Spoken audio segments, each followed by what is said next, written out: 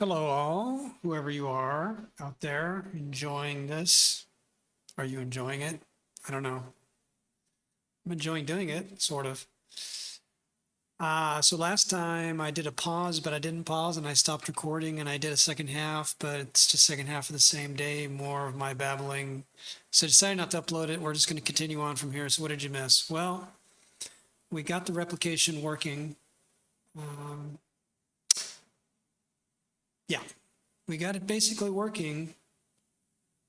And what I'm debugging now is, well, I'm going to show you. Let's just continue on. You're going to see this is going to become very obvious. Okay. Click in here. We click on the script. We go to the line sets. We click to get to the actual lines themselves, otherwise known as line scenes. And it will go to replicate. So it's going to go out because it says it has the line sets, they match, but the line scenes themselves do not match, or we do not have the files. It's going to go out and check that. It's going to replicate. It's going to start the downloading. And when it completes, it's going to come down here. So let's just do that.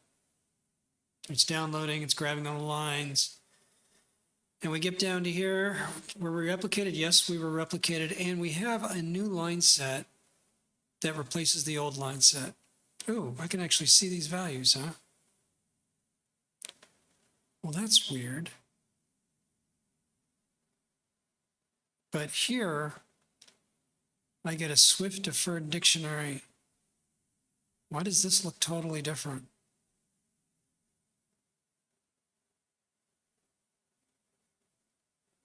Because it came from the Kotlin side? Okay, so these are the old lines. 10 elements, 10 lines. And notice how there's a replica remote audio, but there's no replica local audio. And that's why it had to synchronize. It said, look, I know that there's audio files on the remote, but I don't seem to have them on the local. This is now, it's now downloaded all these files, and this new line set should be equal to this original line set, which is a dictionary of dictionaries of dictionaries. And inside each of these, we should see a replica local audio. But for some reason, I can't read this using the debugger. Now, keep in mind, this is Objective-C. Xcode's not particularly cooperative.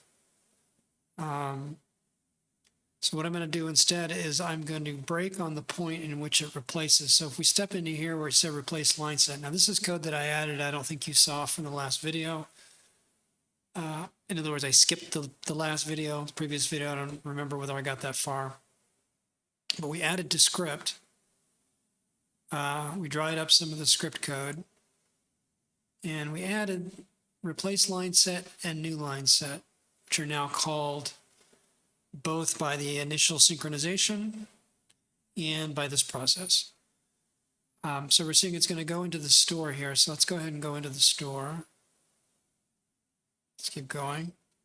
And here's our line set. And what do we got? Again, this weird mangled thing that doesn't allow us to really view anything with any usefulness here. But what's going to happen is this is going to call into the shared facade.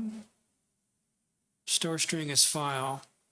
Calls onto the Kotlin side, which bounces back over here. And when it bounces back over here, it'll be in Swift. And in Swift, the debugger tends to work better than it does. So we're going to do that. There we go. What do we got? Here's our string. Okay. Replica local, replica remote. Why do we have a single string? Oh, it's going to... Oh, yeah. That doesn't look right. Or it's not showing us the whole thing. Yeah, it's a big block of JSON. Here we go. So there's replica local audio. Replica local audio. I see it in there. You see it in there. Replica local audio, replica remote audio, replica local audio. So the goal here is that this replaces the original file that was getting loaded. And the file spec Looks like that. Line set created on this date. But when we read it back, we seem to not have the dictionary entry of the local audio. We seem to not have it. I definitely need to add some diagnostics where I can look and see what files are there and what the contents of the files, like a database inspection tool, because I don't have a database. I decided not to have one. Let's copy this. Can I copy? Control C, will that actually copy it? Let's see. I got all kinds of files here. I'm going to open up one of my Vims, but I don't want you to see all the other stuff I got going on. So I'm going to pause. Unpausing. Unpausing should have worked this time. Yeah, I just want to make sure. And in fact, oh, look at that. Yeah, see, replica local, replica remote audio, but no. So can I copy this whole string? This is store string as a file. This is the entire line set, right? Yes. So let's copy that, which is the actual name. Okay. Yeah. Is it doing that? I don't know. So this is our name of the file. Keep this intact. And we're just saving it as a local file. So this is one line set. These are all the lines within it. And let's see if the entire string is here. Can I copy that entire string? You gonna give me an ability to do that?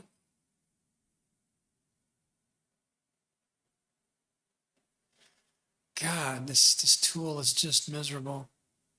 If you mouse away from the little pop-up area, you lose it. Okay. This is what we're looking at. Control copy. Let's see if I get it in here.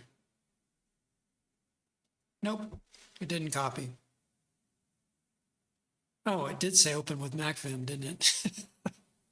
Staring straight at it. I don't know, for some reason my eyeballs looked at MacVim and I thought Xcode. Oh God. Who does this? Who does this? I've got to get the mouse not to leave the area so it doesn't go away. Open with MacVim. Okay, here we go. Let's do a set wrap. Ugh. Oh, no, that's not what I want to do.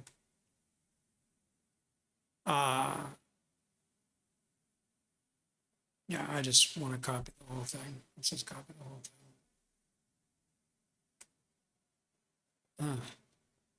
No, that didn't work. Wow.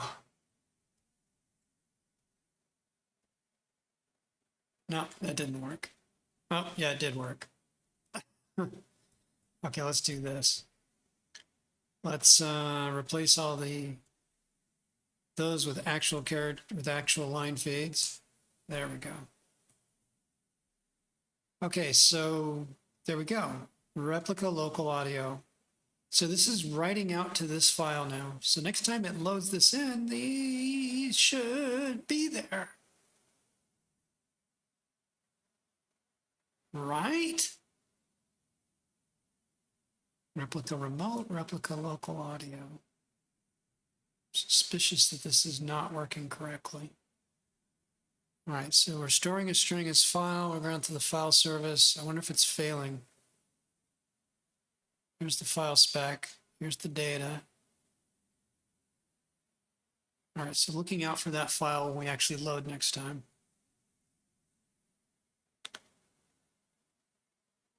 Let's just go. Let's just continue on. All right. Now we're going to go back. Oh, I need to put a breakpoint on load, not store. Oh, I think I know what's happening. I know what's happening. I know why it's not getting saved. Yep, yep. This is why replication synchronization is not easy. So what's happening is it getting loaded? This is the problem with sorting alphabetically. Load and store kind of go together, but you notice this, I have this all sorted alphabetically. Load files as strings.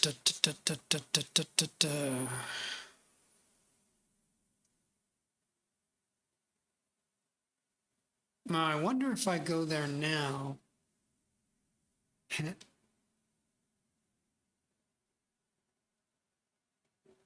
okay, so I'm not even restarting it. I'm going back into the same line set. I'm clicking on it and it's going to do it again. It's going to do this again. No, it didn't do it because it's been replaced. Okay, so that's fine. All right, so it only loaded it the first time. What's happening is the next time I run the program, this file that's been written out is going to get replaced by the synchronized by the automatically replicated in the background version, because it overwrites this with whatever it gets from the back end. That's what's happening. Right? Go back in there, go to line sets, open it up. It's not going to load. Doesn't need to. It all matches. So we're good.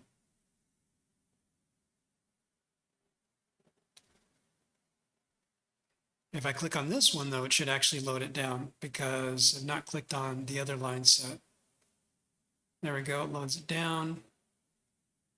Did it replicate? Yes, it did. It stores it as a new file. Yes, we're all happy about that. Right. So it's good. Line set 1, line set 2. Again. Looks good. Looks good. Okay. If we exit and come back in, and go there, and go line set 2. Oh, did it resort this? I thought it said 2 and then 1. Now it says 1 and 2. There's something about the sort order. Think about that. I don't need to keep breaking there. Let's delete that breakpoint.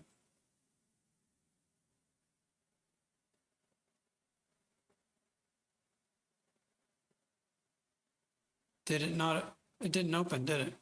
What happened? It's not replicating. Oh, there it is.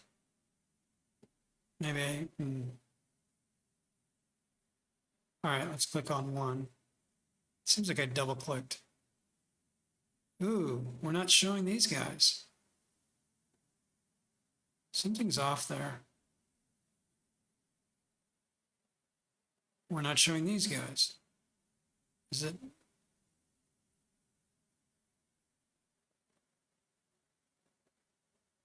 Something to do with the collapsing, not collapsing. I click once.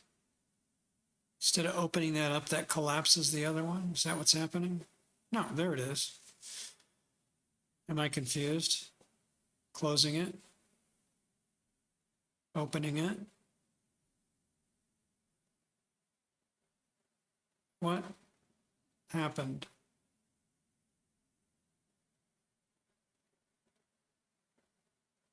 Something doesn't look right. Is it because of the breakpoints? I wonder if there's got a race condition between using the debugger and doing these asynchronous clicks. Doesn't feel right. All right, well, I'll come back to that. So what I'm going to do is I'm going to stop. We're going to stop the program. We're going to restart it. And whenever it starts up, there's these background synchronizers that run, the script synchronizer and scene synchronizer. And they're the ones that are going to pull down from the back end the new JSON converted to dictionary and overwrite that existing file. And we're losing the replication stamp, the replica stamp, because we're just stepping on it. That's my prediction. Let's see what happens. Here we go. Notice I didn't do anything. This came up because this background guy is running. Well, we can't tell. There's a closure here, but get scene lists coming from. Okay, this got pushed into the dispatch queue. And this is the problem, right? We can see the dispatch here, but whoever called, I mean, we see the code before the dispatch point of where this closure is defined. So we see that we're essentially within the context of this logic, but the caller's gone. So we don't know where this came from. No idea. Or start in this case. Yeah. We know who this caller is. Asynchrony has lost our stack. But I happen to know that it is the scene synchronizer that's doing this. So we're parsing, we're saving scenes. We get all the way up here. We get all over here to the new code that I wrote. Right? This is where we store the line set. And what's happening is we're not looking at the existing line set. We're just storing what we got from the back end. Why? Why do we even get anything from the back end? Why are we replacing what's on here? Save server scenes, my scenes parser. All right, I need to put a breakpoint here. Let's do that. Let's just start over before we let it wipe out what we have. Then we can see the call stack. Okay, there we go. So we're being called from get scene lists, which is being called from another post, which is all the way down. Look, wow, look at this. Look at this. For a single network call, what do we get? Enqueued, enqueued, enqueued. What is this? Okay, so again, we lose context. We got called here. Data request. All right. Yeah. There's a legacy guy in here. The synchronizer, it's one of these guys. Yeah, exactly. I just set this breakpoint. Okay, so let's put the breakpoint there. Let's try again. Start. Okay. If can send request is false, don't do anything.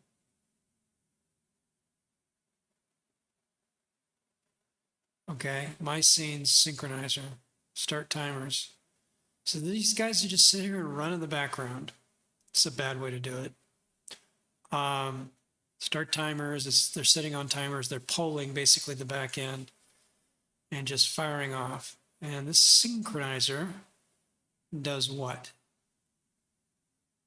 He starts, and his start is get a list of scenes. All scenes ever for the entire user? I guess so, right? Well, there's a scripts and there's scenes. So there's script synchronizer. I bet it looks exactly the same. Get my scripts, get scene lists. Yeah, it's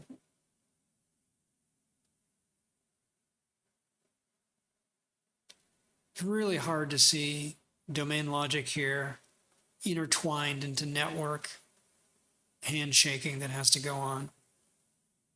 This is an area where there should be some separation of concern. I'm not saying in an object-oriented way, but I'm saying it's hard for me to understand the domain logic. What are we doing? There's scene lists.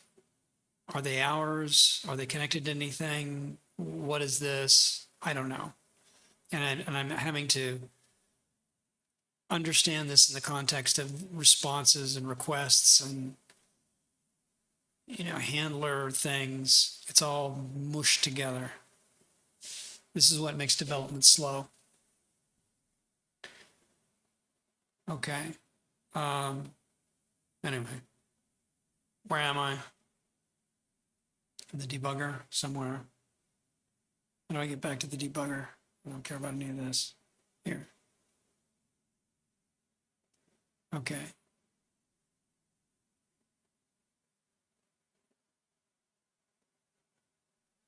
Continue. Oh.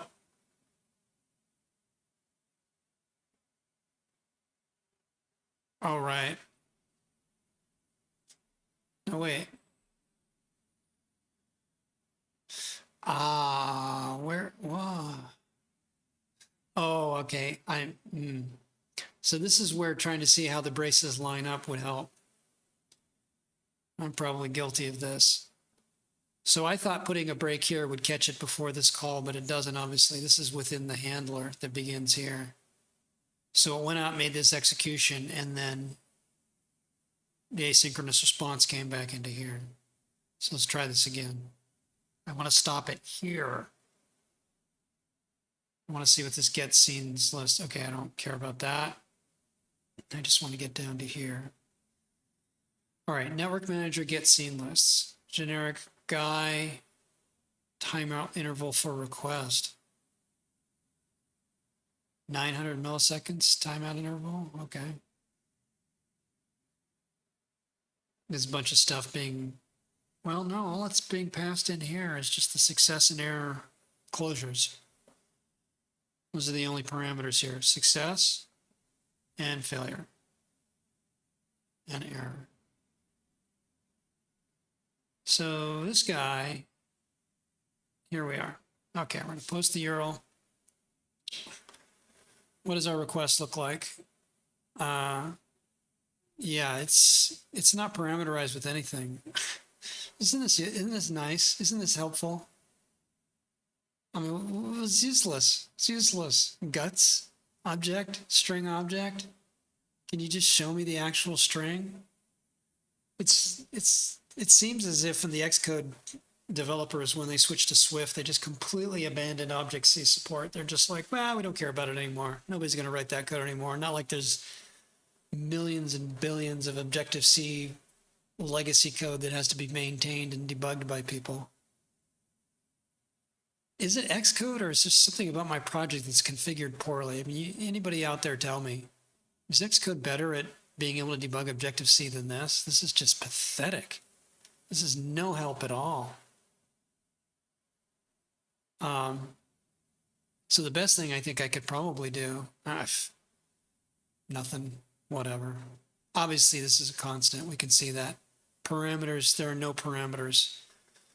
So within the context of the current user, we're getting all scenes coming back. That's what I'm assuming here. And of course, when it comes back, I'm not going to be able to debug it. Right, this cloud scene list. Response, my scripts. This is so unreadable. Let's see what we get. Here's the success. I mean, what are we getting here? Fetch scene lists. Okay. Let's go ahead and step over that. Now, what does this look like? No idea. P self fetched scene lists. What is it doing? So I can see it, but man, does it take a long time to convert it.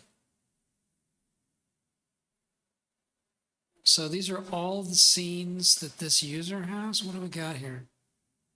Six key values, seven values. Cloud scene list.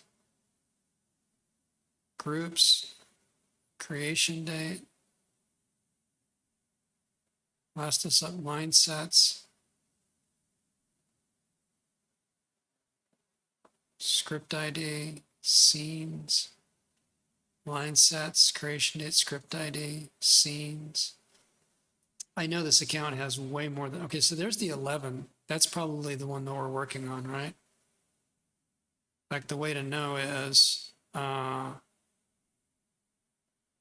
our unique ID is based on this creation date here. So we should see a creation date somewhere in there. Okay, it's that one.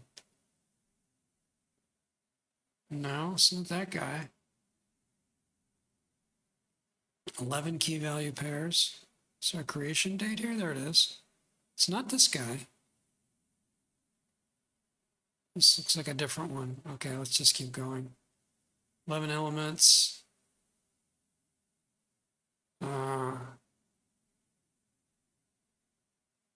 There it is, creation date. And again, it's a different script. It's script creation date, I believe. Or is it line set creation date? Just to see until we find the one that we already have. Yeah, I guess this is all of them for this account. Well, I don't see the line set with that key. It ends in a 3-3. I don't see 3-3 in here. Can we search? 3-3. What was the line? What was the end of it? Well, there's a script number too. So this is the identification. Script ID, which I think that's an ID. And line sets do not have an ID, they have a creation date. So 933. That's not what I meant to do. No.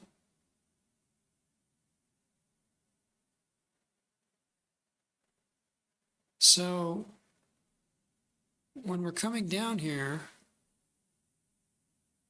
maybe it's in the script synchronizer. Because there's a top level of scenes that are not attached to this, that are not line scenes. But those have line sets in them. Aren't those line sets? Let's look at script. Well, there's script ID. Well, there we go. Script ID 649. Okay. Oh, that's the creation date.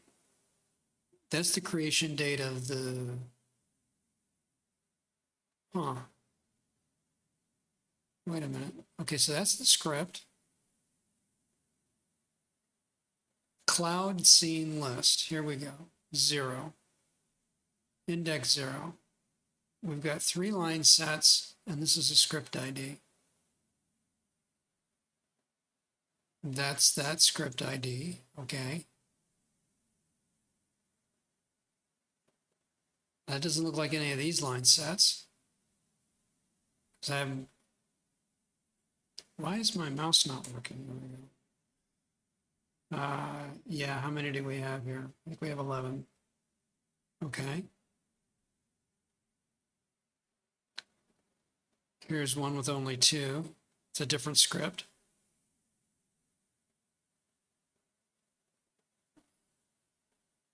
Here's one with a bunch of them. What's the script ID? Different script.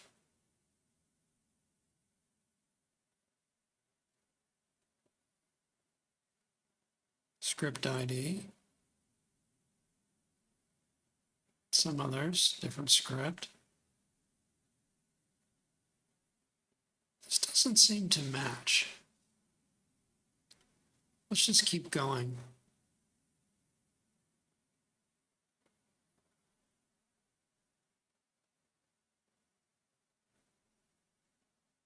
And disable these breakpoints for the time being. I want to see what's actually trying to be stored here. Okay, so here's where we're getting stored.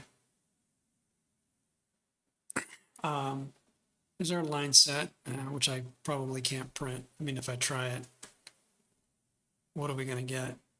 Yeah, we'll get uselessness.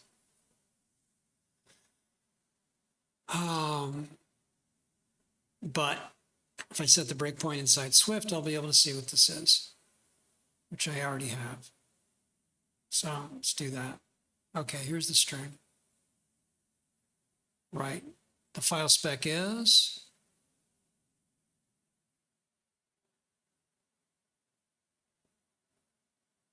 that's a different line set. Same script, different line set. So I'm hoping that this created date for the line set isn't getting updated once something, let's see what happens. Let's see what happens. There it is. There it is. Okay. So yeah, it's trying to write it out.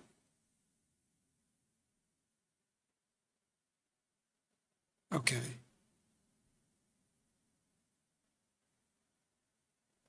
This is a problem.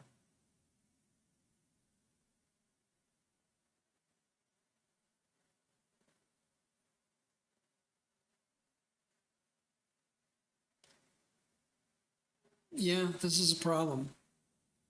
This synchronizer is just getting all the scenes and storing them.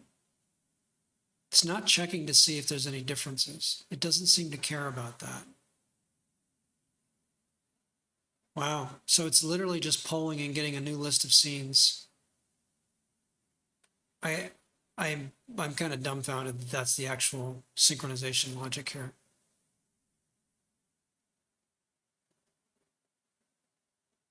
Function start. This is the start. Save state. What's new? Scenes updated. So it looks to me the logic of these background synchronizers is when they start up, they get full block of total information from the back end as what's current. They don't compare it. They don't check what's local. They just say whatever's on the back end, whatever it gives me is gospel. That's it. This could be extremely flawed. Because what happens with stuff that's local, it hasn't been uploaded yet? Wow, that's a problem. I'm going to have to rewrite all of this. I have to rewrite it anyway for the Android side, but yeah, this guy's going out and just saying whatever's on the server is gospel at the time I start the app. And I added a new feature which allows offline editing. Well, not editing, but offline browsing, using of scripts, which was not possible before. You could not use scripts. You could not play back anything unless you were connected to the back end. And I provided a capability of being able to be offline. That's really the main feature that I've added here. And there's no editing per se. So technically when you edit, you have to be online, which means the back end would be updated. But I could see cases in which somebody made a local change. There's an upload error. For some reason, they don't connect. And they lose it because the next time they log in, it just pulls whatever's on the back end and says, that's gospel. Anything local, forget about it. That's a problem. Yeah, this thing needs an overhaul. Definitely.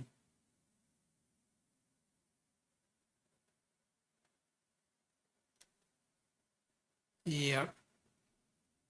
Okay.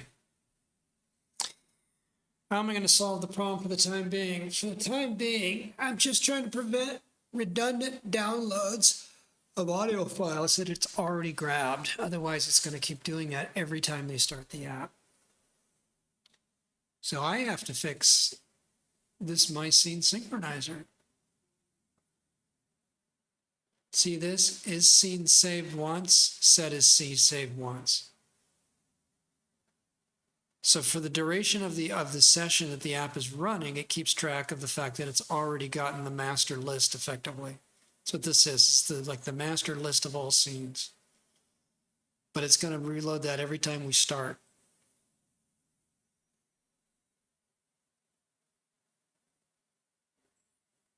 Yeah. Not a good way to do this. This is not a good way to do this. All right, I'm being a critic. I'm always a critic. Ah, what do I do for the time being? Where do I intercept this? I don't want to rewrite this. This is a can of worms. I need to finish this feature that I've been working on for months now. This one issue. I mean, I am working on this part-time, so in fairness, but wow.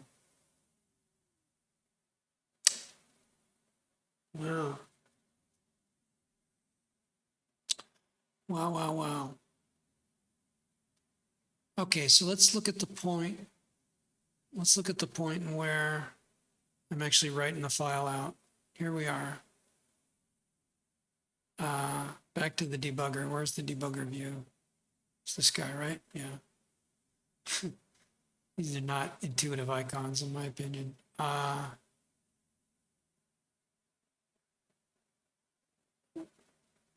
We're coming from script store line set.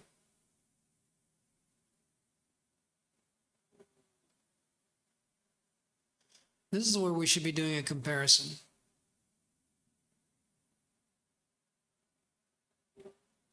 It's going to be pulling down this JSON no matter what. It's going to have this master list no matter what. And instead of just storing it, if I store it, I wipe out this replica setting.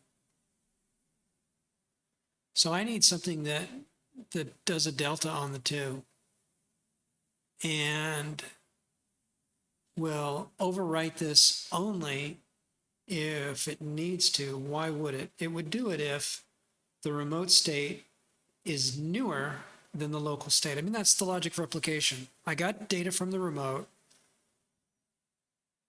Its replica ID or its delta number or its timestamp, if it's newer than what I have, then it's newer.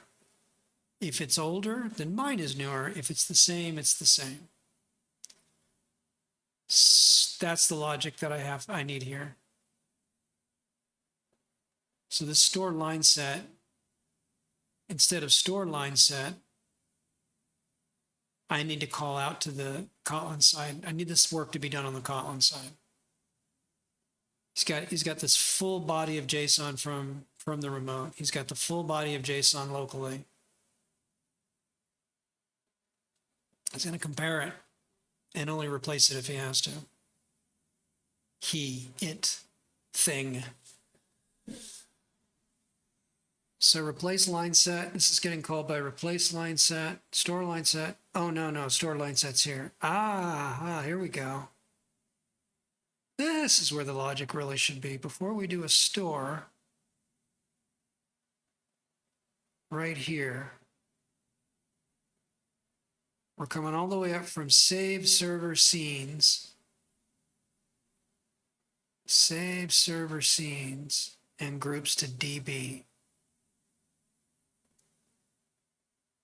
Who's calling this? It's the synchronizer, obviously. Yeah, it's here. Parse, my scenes parser called by this. Yeah. Okay. Walking this down, we save the scenes. Right here, we're about to write them out. But we shouldn't write them out if we don't need to write them out. Where's the decision made up here that we're writing them out? There's a comparison with what it calls a cloud scene versus the local scene. There we go. See, there's like fetch local, sever, same thing. Oh, you know what? This is all on me. This thing is already doing that. It's not going to replace it. Yeah, it's going to do some comparisons. This is what it's doing here. List last updated. I think I forced this to happen. I think this is on me. I'm bagging on the old code, and I think this is on me, part of the rewrite of this whole thing. Script fetch.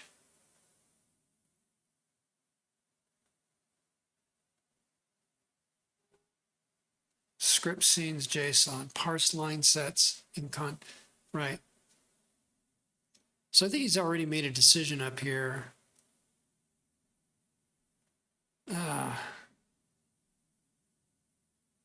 Iterate through the scenes of a script. Yeah, save. Oh, okay. This is literally that logic. Should we take what we got from the server and save it to the database? Yes or no? Perform block temporary context. This is this ORM crap. If server R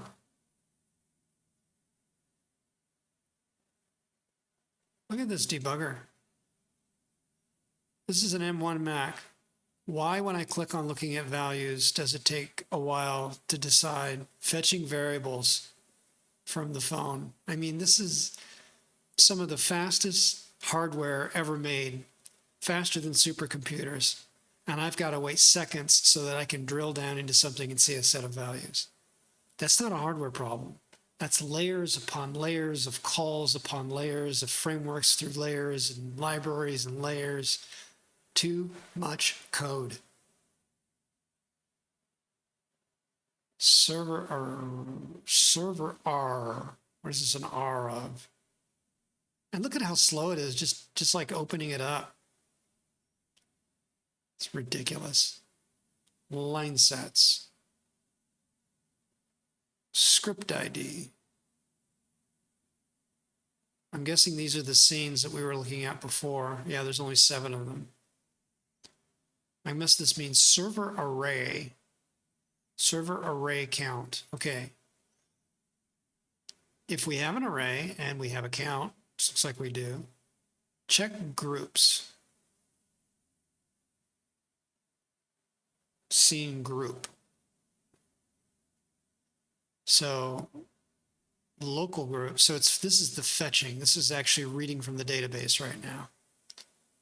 Check groups present on local database. Fetch request. Again, trying to read the domain logic while it's intertwined with persistence gunk. Fetch request, fetch. It's not high level. This is not high level programming. This is tedious, boilerplate, low level programming, lower level than it should be. Count scene, count group. For this and this,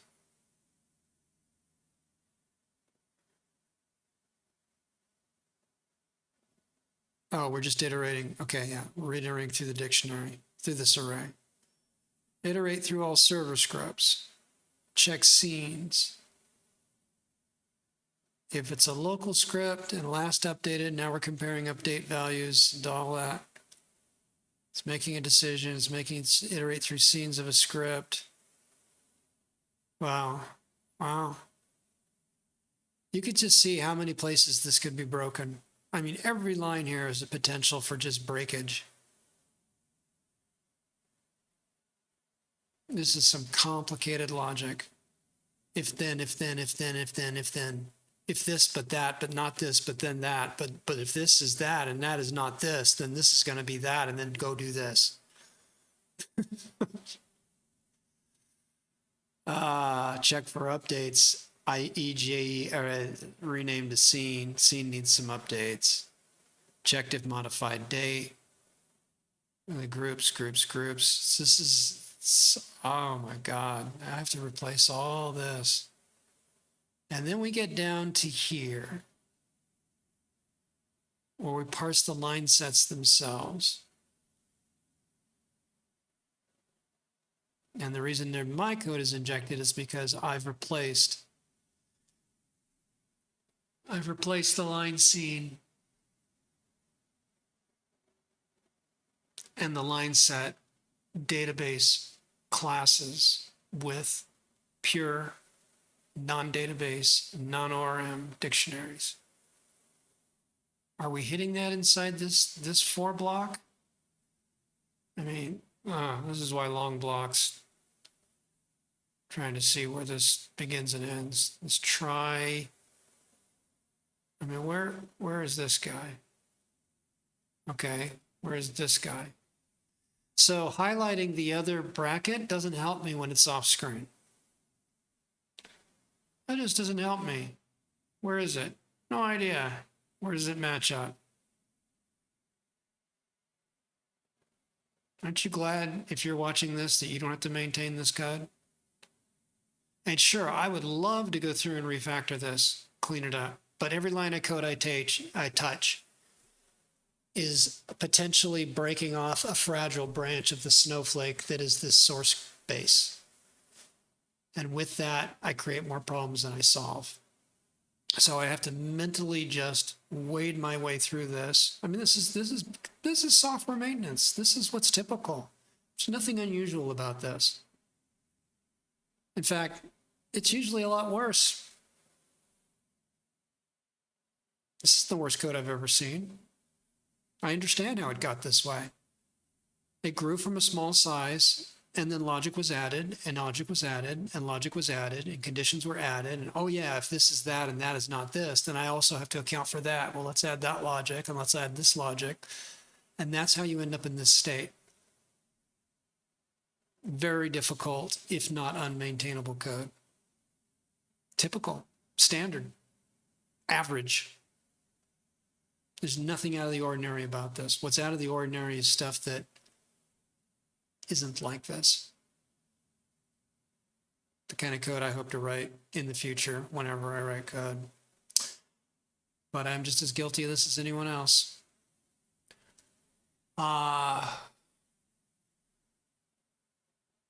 Yeah.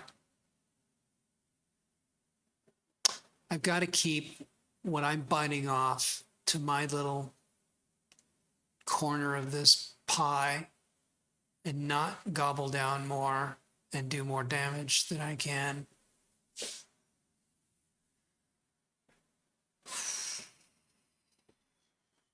All right. Let's see where I can just intercept what I'm doing. Here's the main section, parts, line sets, and context. This was the main area that I had to rewrite because this is where we dive down into line scripts. And I'm breaking it apart from the code that was there before that was database oriented. Notice I still have this rewrite stuff of the update. Oh.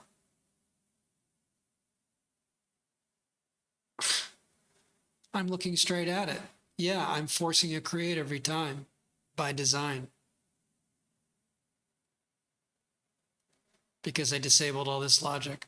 So this is doing exactly what it's supposed to. My brain just got out of context. There we are. There we are. Yeah, I'm forcing the write myself. I'm doing a create.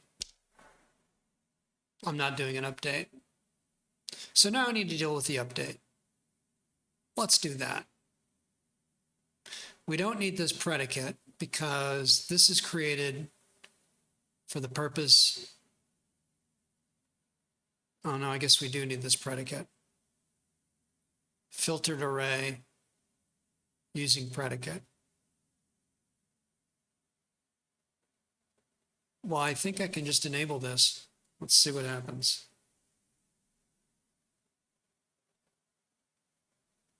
Let's just see why this won't compile.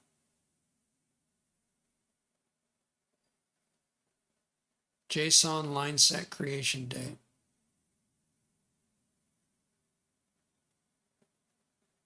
Value for key.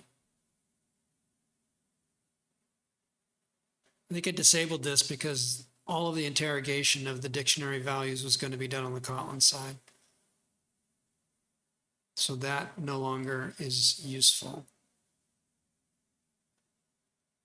Right, that's in the dead folder now because that was attached to the ORM class. We're looking at line set JSON. It's in here, isn't it? Yeah. That's given us this tag right here. And right now I've moved all the interpretation of tags over here under domain so that it's common.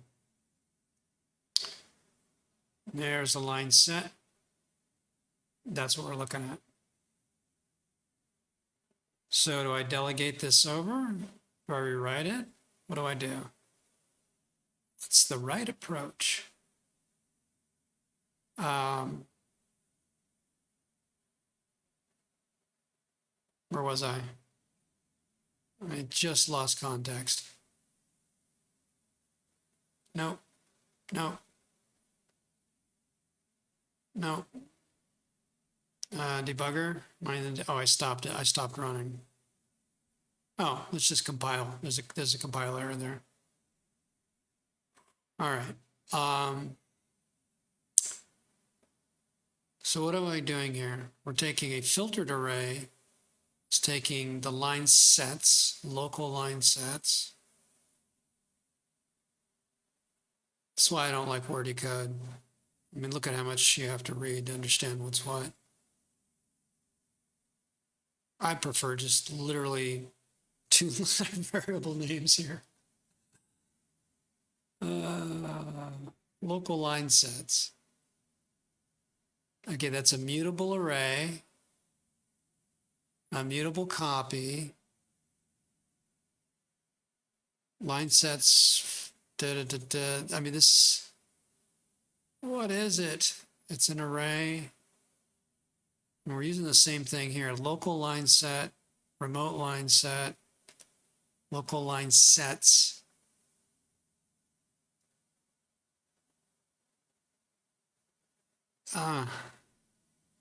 Pain, the pain.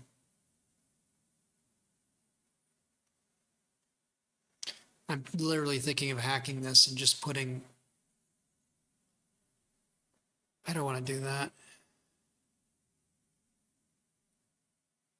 I just want to subset, I just want to do what this is doing. I want to filter this array. Man, array language would be great. It'd be like 3 characters. Filter this array based on this criteria where the creation date is equal to such and such. Why do I need that? Creation date. All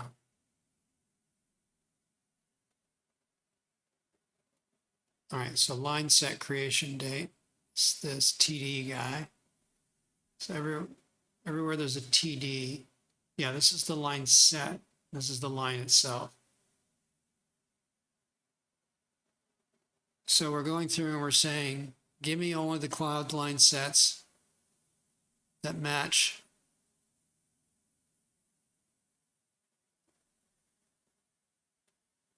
what are we trying to do here? Oh, local line sets. This is an array pulled up from the database. But we don't have local line sets because we're not storing them in the database. We have individual files in which this created date right here is part of the file name that identifies the file. So all I have to do is look to see if the file exists. Or I'm actually only going to evaluate the files that exist. Got it. Got it. Okay, I see what I have to do. So not filtered array. That's not what I want to do. What I want to basically say is if this file does not exist, then that's what I'm going to do. Right? Right. Okay, so where do we build the file name for this? Under store line set under script. Okay. Yeah, let's go back to script. Here's where we build the file name. String with format. Right, so I just need to meet a function that builds this file name and then look to see if it exists.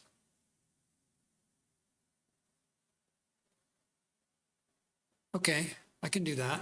Let's do that. I can do this on the Kotlin side. Shouldn't I do it on the Kotlin side? I think so. I don't think I want to do it here. This is Objective-C code. This is not going to be reusable by anything. Yeah, I just want to format this string. That's all. I just need this. I need to Kotlinize that. and then call it from both places. That makes sense. Where do I want to do it? Under domain? Is it pure? It's kind of pure. Given some parameters, I'm simply going to compute a name. Yeah.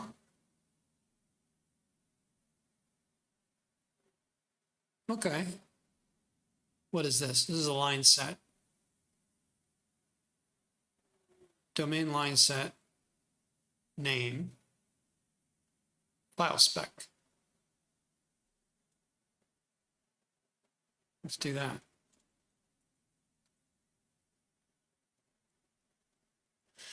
Feels platform specific, but it's not. It's just a file name. It's not platform specific. File spec. Oh, not spec. File name. File name. Spec is what I call a path and name together. It's the full spec of the file. So simple. There's really just two strings coming in here. It's a script ID and a line set date coming in as a string, though. It's coming in as a string.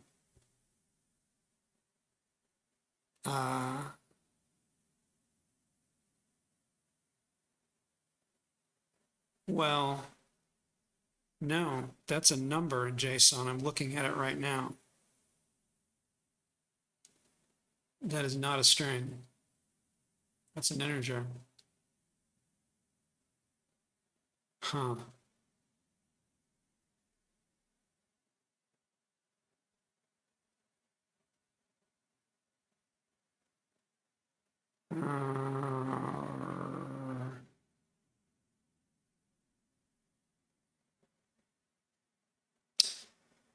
What do I have for the replica ID? Am I treating it as a string?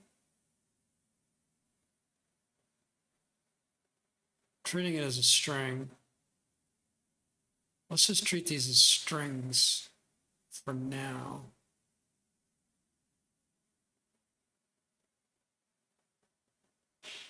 Yeah. Script ID. String.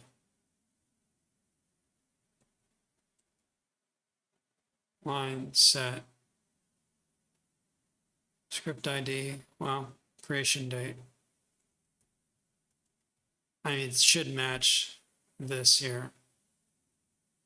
So creation, let's make it a string. And we're going to produce a string. And this is pretty straightforward. This should just be string interpolation in Kotlin. So I like, why did I do that? I kind of like putting the equal at the beginning of that. I guess one line I could put the equal at the end.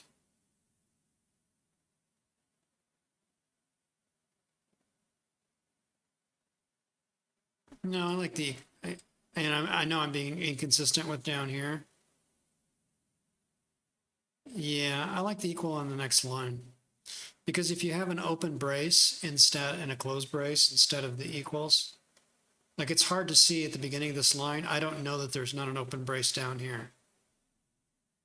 So yeah, let's just reformat all these. I like having the equal in the next line. I think it's easier to read. Because see, it matches here where there's arguments. Where there's arguments, I can now see, right? Because I can't, if it's a very long line, I can't see the open paren either necessarily when my eyeballs are there. And you can see how my eyeballs can get confused very easily. So we got one-liner functions. Let's put the equal on the same side. So this should be pretty easy. And in Kotlin, I think we're just going to go $, and an expression in braces. Yeah. And a $, and an expression in braces.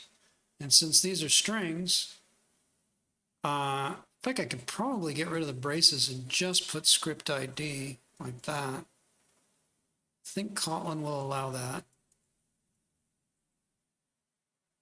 I mean, there's no calculation. Well, oh, no. Don't do that.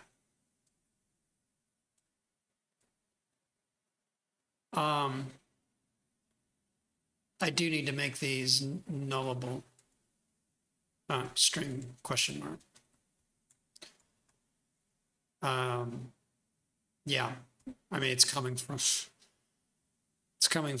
Objective-C. It could definitely be nullable, but also it could be, I mean, the way the logic's written, you can see that it's legitimate to pass in something null, so that we can say, well, if it's null, use the Elvis operator. That is the Elvis operator. Am I seeing things, or is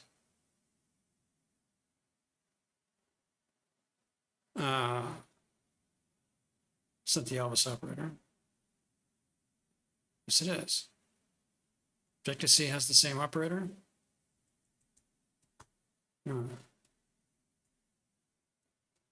Right? Creation date.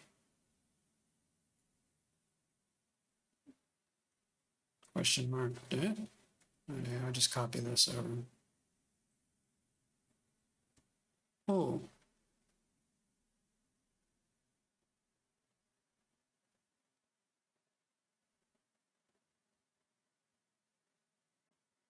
Not quite the same logic. Yeah, I'm seeing what I'm doing wrong here. All right, we still have the dictionary because, right, we're saying give us the file name given I give you a script ID. You're pulling the creation date from the dictionary. That's what we see here. All right, that makes more sense. You have to provide a line set. Your script ID is optional. This is going to come in here. Yeah. And now we get, let's get rid of that. It's this logic right here. Obviously, change the syntax. Right? And what are we doing is we're just saying dict, just like we have down below, /td. I mean, I see that this is kind of redundant. Although I don't have creation date anywhere here, do I? No. Oh. Why don't we just make that its own? Why don't we just make that its own member? Domain line set creation date. Yeah. And it's TD as string, otherwise no date. Now, what's interesting is I'm using no date here with the angled brackets, but this is going to be embedded into a file name. Okay, let's not get carried away. I'm overgeneralizing here. This is the only time I need the creation date so far. So we're going to keep it like that because that's what we want the file name to look like. Okay. So I see two Elvis operators. Do I have to say as string? Do I have the dates in here as strings? Yeah, there's creation date. It's still being treated as a string. Yeah, that's fine. They don't have to worry about passing integers. That solves that problem. I think I'm going to do it the same, right? As string, otherwise we get that. Okay, rehearsal, dictionary, script. With the script ID, line set created at this date or no date. So this is our domain set file name. And we're calling it from Objective-C, so we have to go through the facade. Store string as file. Now, it would be really nice is for the file spec if I could just pass a function as a value. but this does not see Objective-C. So what I say instead is I say shared facade. No, domain, right? Isn't it domain? Line set? I think that's what it is. It's going to be domain line set. Domain? Yeah, there we go. Domain line set. Ha, there it is. Yeah, that looks about right. Lines, line set. What are we looking for? File spec. That comes after E. We'll copy this.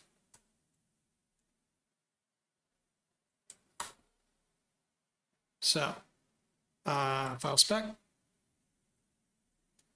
Isn't that what I called it? File name. File name. But we need a script ID. So, script ID string. Okay. Domain, line set, file name. Dick. Script ID. Did I use an underscore? I hate the inconsistent things. Not a big fan of camel case, Pascal case. These look like these are camel case. Let's stick with camel case. Script ID. For us to be consistent. Everything else is camel case in here, right? Yeah, it is. Okay. Script ID, script ID, script ID, script ID. But where were we? There we go. Script ID, script ID. This is what you call a lot of redundancy. Look at how many times script ID shows up. 1, 2, 3. With a clever syntax, you would only have to declare that once, if at all. Tacit would be even better. File name. Domain line set file name. Domain line set file name. Takes dictionary, takes script ID, gives us what we need. Yay. Back to where we were. Where did we come from? We came from here. There we go. Domain line set file name. And for that, I need the line set. And I think I say script ID. Script ID. So, look, it's got to be this self script ID.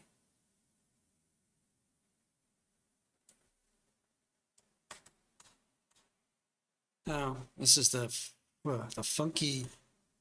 funky formatting of arguments. Okay, and why did I do all this? Why did I go through all this trouble? I get the right number of right brackets. It looks like it. Do. That looks something like that. Store line set.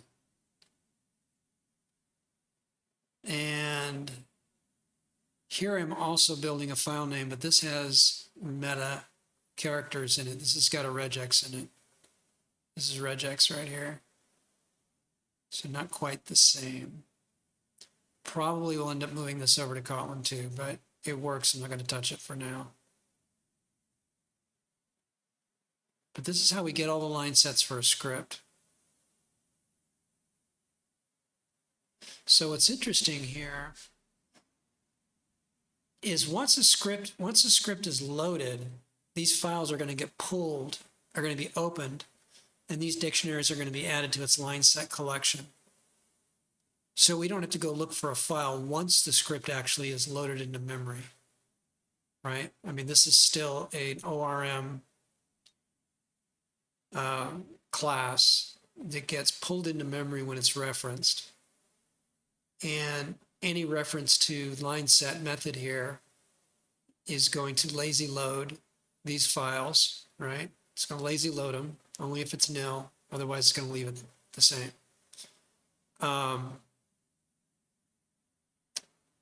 I have to think about that lazy loading too. Oh, well, here's where we replace the line set, right?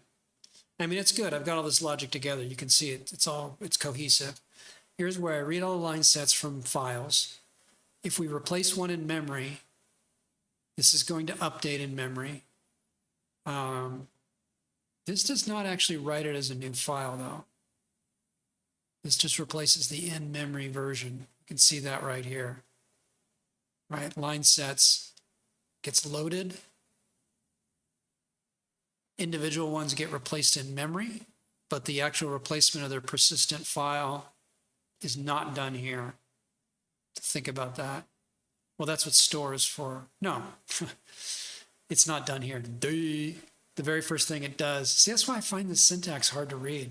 I just see all this stuff, and I just can't see the forest, the trees from the forest, forest for the trees. That is the weirdest saying. Forest for the trees. Because of the trees, I can't see the forest. This is like the opposite problem. Because of the forest, I have a hard time making out the individual trees. Yeah, we do store it. So yeah, this is good logic. This is our read logic initially. If nobody's asked for line sets, we lazy load, we pull this in. Anytime we're going to replace them in memory, we first replace it in disk, and then we update the in-memory format. That keeps memory and persistent consistent. Memory and persistent consistent. Does that make sense? Although this is getting called independently of that.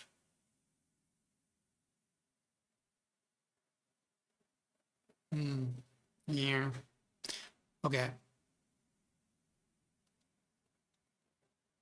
This all looks good to me. Now, back to where we came from.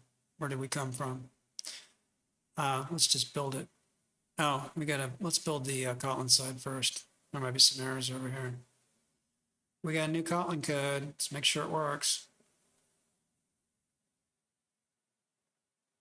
It's building, it's building, it's building. Kotlin not configured, I don't care. Gradle build running, Gradle build running. This is one of the fastest computers ever made. Fastest computers ever made. I just want to compile this line of code. That's it. That's all I want to do. All right, it compiled. Enough griping. Here we go. What are you gonna yell at me about now? What'd I do wrong? What'd I do wrong? What'd I do wrong? Come on, come on. Hamster wheel, go, go, go. Programming should be interactive. Programming should be instantaneous. This whole build cycle is just makes it useless. Cannot convert return value. Well, I should probably put the right signature for return value, shouldn't I? That might be helpful. It took 1, 2, that many seconds to tell me that. Hey, what happened there? Oh. My brain jumped ahead before my fingers were done doing what they needed to do. Oh. Actually, these are question mark strings, right? You know, that's interesting. Check that out. No, it shouldn't be a question mark string. Well, no, I do support it being a question mark.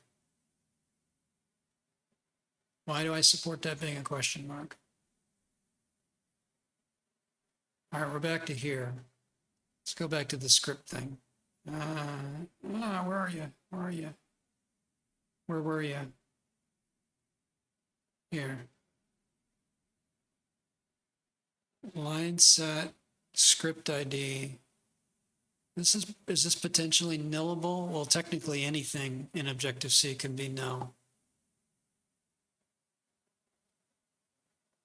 But notice that my signature in Kotlin says nullable string, but the signature on the Swift side, Swift/Objective-C side of domain, allows me to call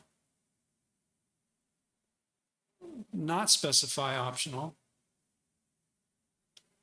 Well, of course, it's not optional to this guy, but it's optional to this guy. What happens if I do this?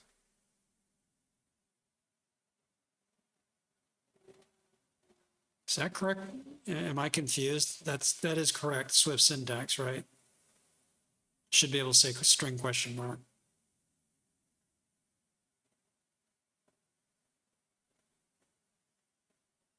This is that weird thing again.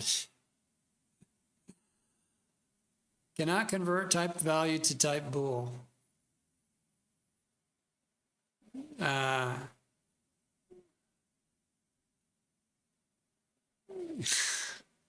already went over this. We now know that Swift functions, void functions, return a empty tuple.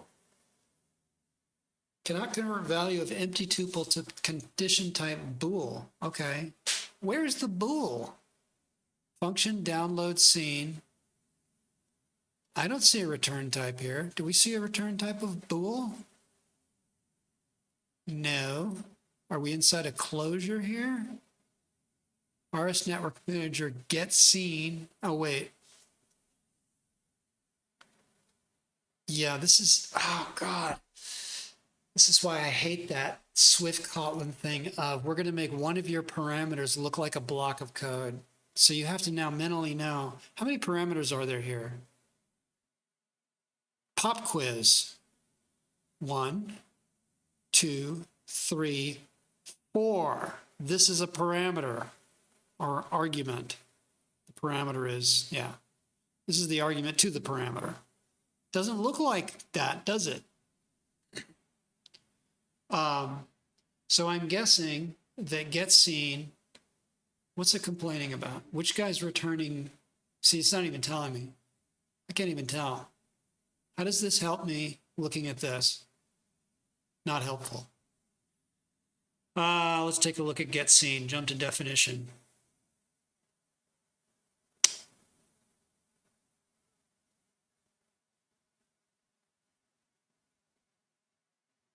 Yeah, progress. So look at that. Look at that. Look at how unreadable this is. First parameter, scene. Second parameter, success. Third parameter, failure. Fourth parameter, progress, closure. So the second, third, and fourth parameter are closures. If we go back to the code calling it, what do we see? We see success, failure. No indication to what this is supposed to be other than we see that it's progress value. Jump to definition. And it doesn't always generate this error. That's what's really messed up. Obviously, the signature of this closure, is it returning a Boolean? Where is it? Response progress, void. This returns a void. And a void is an empty tuple. So this closure should return void. I'm guessing progress is a bool.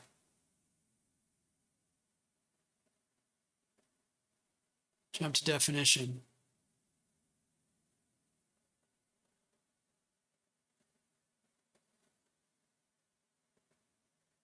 Value. Value. Let's go back to this again. Takes a CG float, returns a void. All right, anybody watching? Anybody following this? Where's the bool? Somebody passed in a closure with this signature, which as you saw, returns a void. So calling this is void. Passing value in. getScene, we just looked at it, right? Where's the Boolean? I don't see a Boolean. It must be one of the other guys. Let's say response empty. Jump to definition. Is there a bool there? No. No, no bools. Response message, is there a bool there? No? So cannot convert value of type RS Network Manager. Get seen. Seen. Success. Success. Failure. Failure. Response empty. Response message. Response progress. This looks like the same compatible parameter signatures that are being passed here. And it's putting it here at RS Network Manager. This is a call to a singleton. Is that the call that's writing off?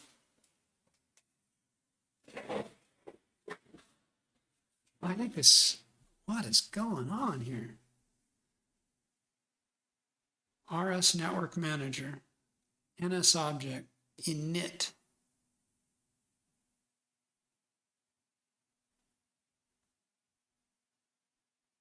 Default. So every time that call is made, this init call is made, we're instantiating an object,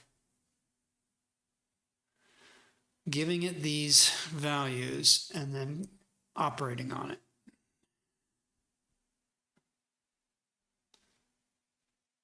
Get seen. Let's go back there again. Get seen. It's a function. It returns.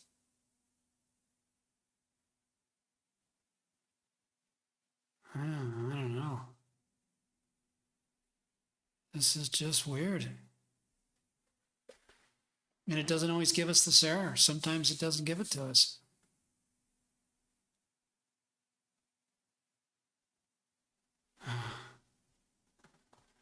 I just have to chop this. Well, here's one way to find out where the errors are.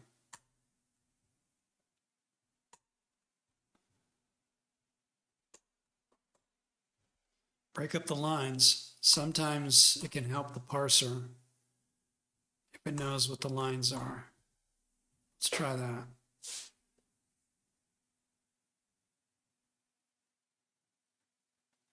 See, now it doesn't complain about it. I didn't do anything but change the formatting. Weird. Okay, back to what we care about. Right. So what's happening in here is we're parsing line sets. We're not within the context of an existing script in memory. We have a script ID passed down to us. If script. Well, there's the script. But there may not be a script.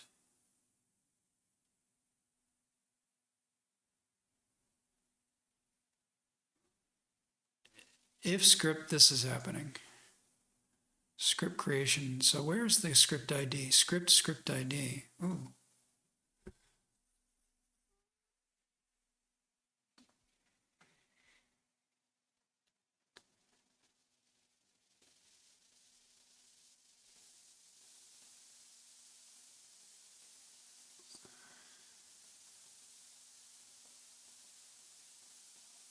Right. So this is how I'm going to find out if this exists. Now this is potentially nil. But of course in Objective-C, if you call a method on a nil, it's not Java, you don't get that null reference, null pointer exception. What do you get when you call a nil? Or you send a message to a nothing? I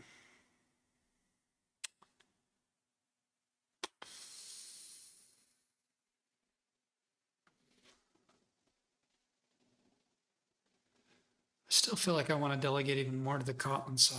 I mean, what do I want to say here? I want to say if line set if line set, domain line set exists, literally, or even better, I just want to say, just give me the existing line set, right? Let local line set equal domain line set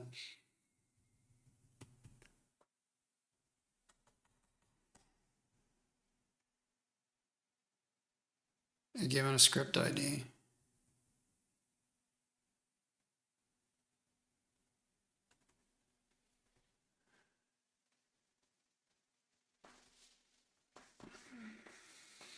This is a fetch. I mean, this is really what we're talking about, is that fetch. Domain line set from file.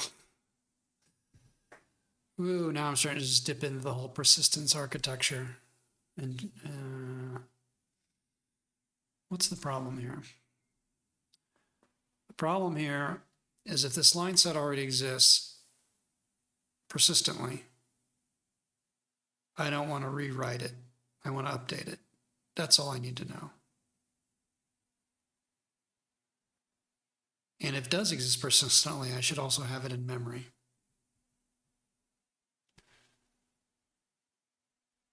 See here, local line set is created from a remote. We're creating it. That makes sense, right?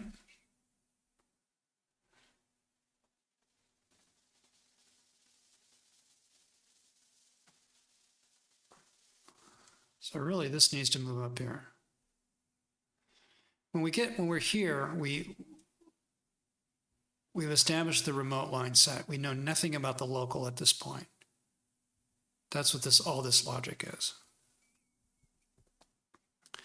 So we really just need to pull it up from disk.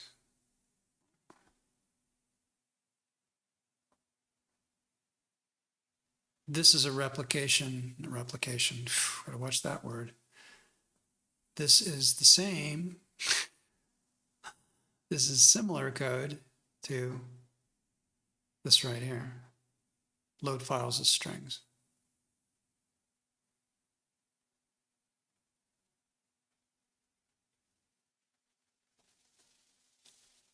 Store string as file.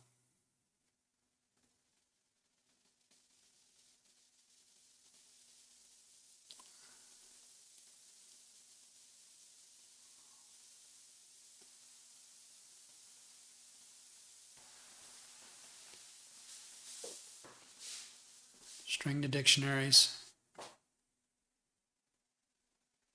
Actually, instead of saying load files as strings, I should have said load files as dictionaries. But that's essentially this logic here. So store line set really is load line set.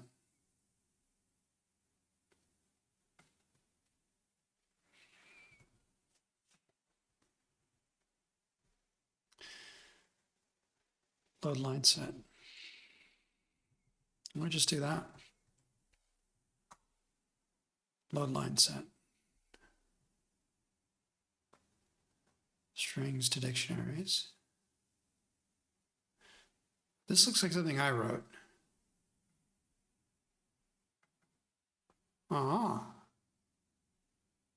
Yeah. Strings to dictionaries. I did in fact write that. Okay.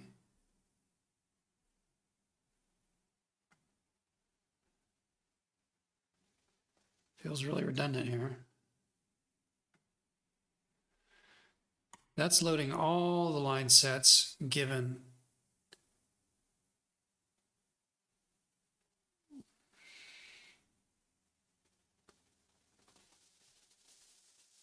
this is loading an individual line set.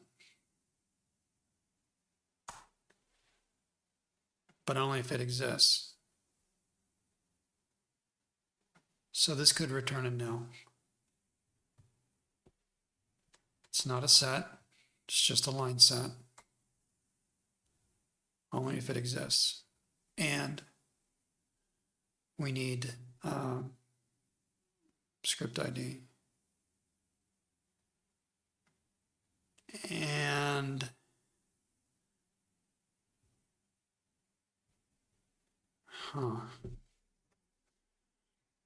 I see the problem. Oh, woof.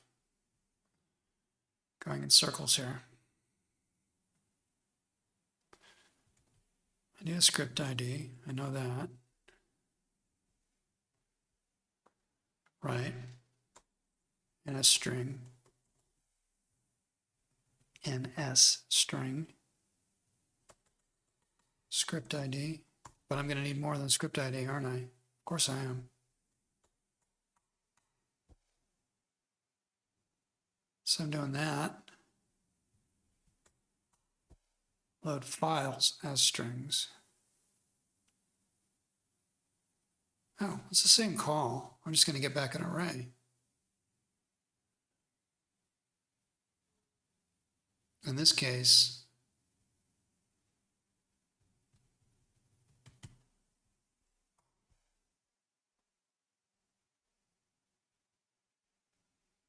this is the file spec. Now, that doesn't really work too well, does it?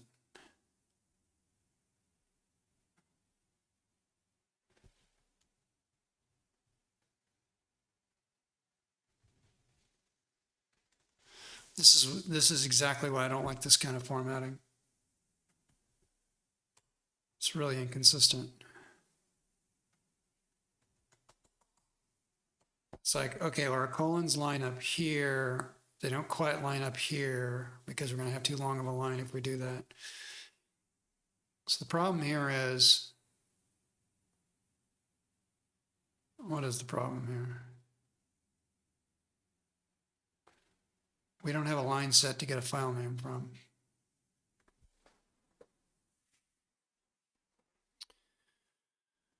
Ooh, do do do do do do do do do do do do.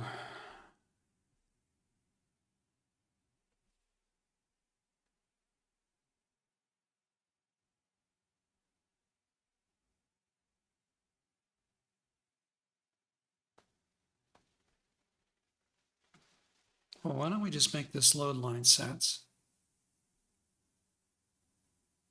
Script ID.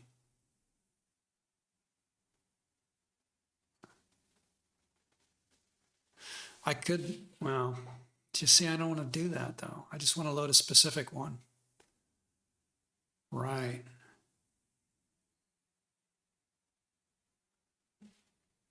Load line set, load line sets. Store line set. I already factored out the file name parsing, which I'm going to have to, I realize I'm going to have to rewrite that now. It's not going to quite work the way I thought.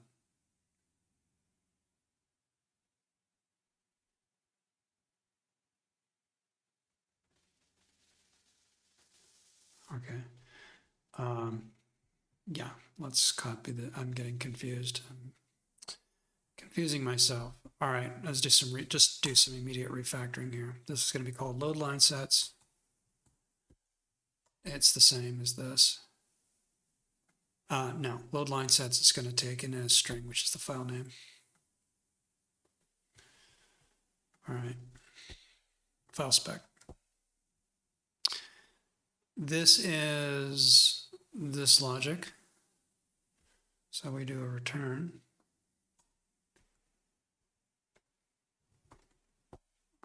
We're allocating a set. Now, this is an array. Strings and dictionaries is giving us an array. I don't want a set. Return, load line set. This is just an array. Let's say array. Just be specific.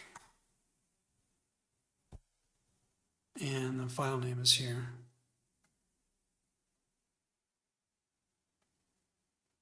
load files as strings and as string, da da da da da da. Yeah, file spec. This is what I want. I want that. That doesn't seem to really do much, does it?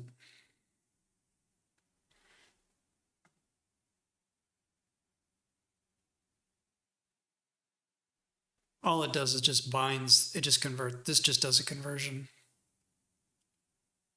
But actually what I get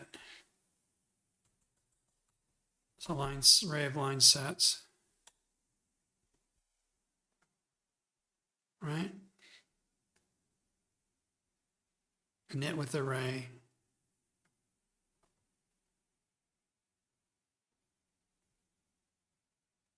This didn't really buy me anything. It doesn't buy me anything. Yeah, this doesn't buy anything. This is over refactoring. This doesn't buy me enough to be worth it. Other than it puts the load file in one place. Yeah, that's actually helpful. That way I can put a breakpoint whenever the files are loaded. Yeah, redo. Let's redo it. It is useful. Because it's a significant I/O operation. And having the fewest actual lines of code that do that allow intercepting that with breakpoints a lot easier. So redo paste is Shift Control Z. Shift Command Z. Yeah, let's put it back the way I had it.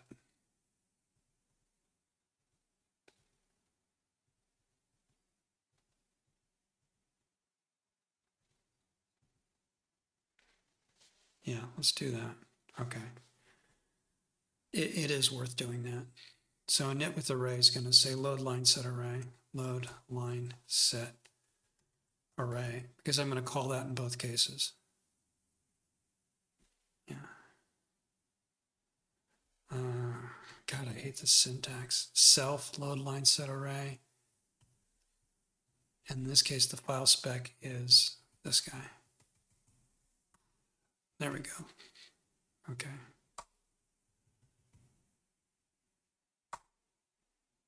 Is there, wait a minute.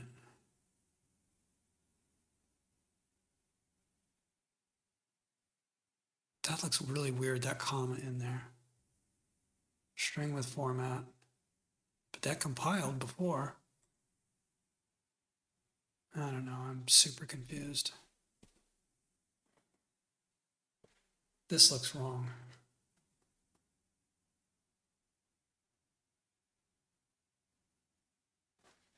Let's go back to the way we had it. That just looks really off. Looks really off. But it's the way it was before. Somebody's telling me that syntax doesn't look right. String with format is whatever. Okay. Why did I do that? Because load line set's going to make the same call. It's going to return load line set array.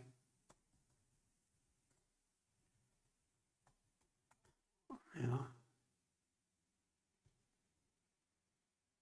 And in this case, this is where I do the file name. Yeah.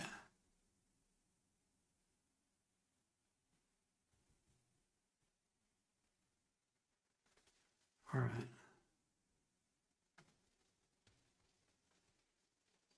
That's the file spec, right?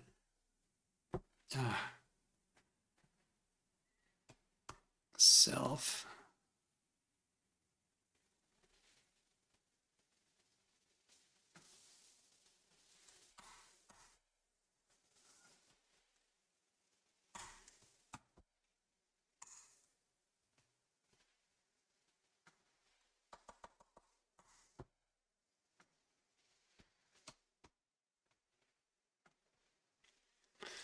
right, let's look at the logic of this. This should still work because all we did was break it out into here. So line sets, we call line set array with this regular expression, so we get multiples. Here, we're going to have an individual, but there's a problem. This right here. The file name is being built from the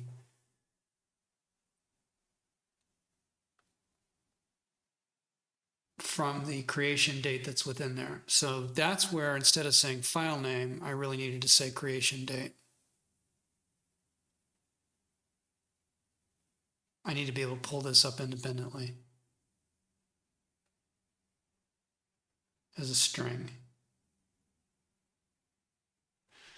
So let's do that. Domain set, domain line set, creation date.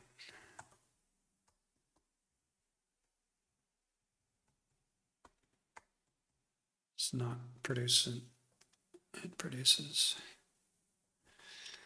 And this is where we get this is that problem with no date versus no date.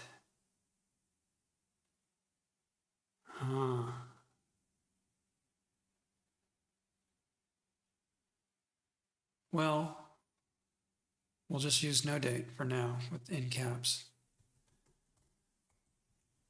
I mean, it seems like an inconsistency, right? TLS string question mark no date. So it's this.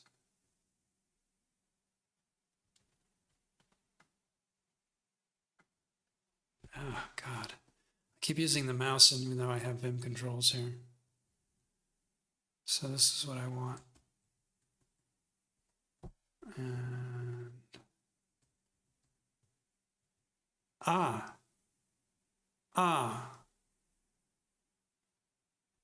well, that's a good reason for not using Vim here.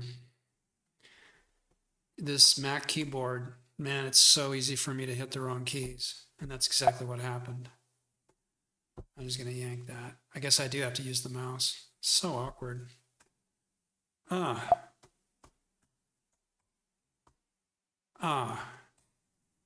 Jesus Christ. Man, I'm off today. Okay.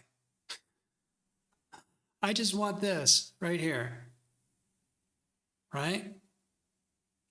So I'm just going to cut it. I'm going to paste it. There we go.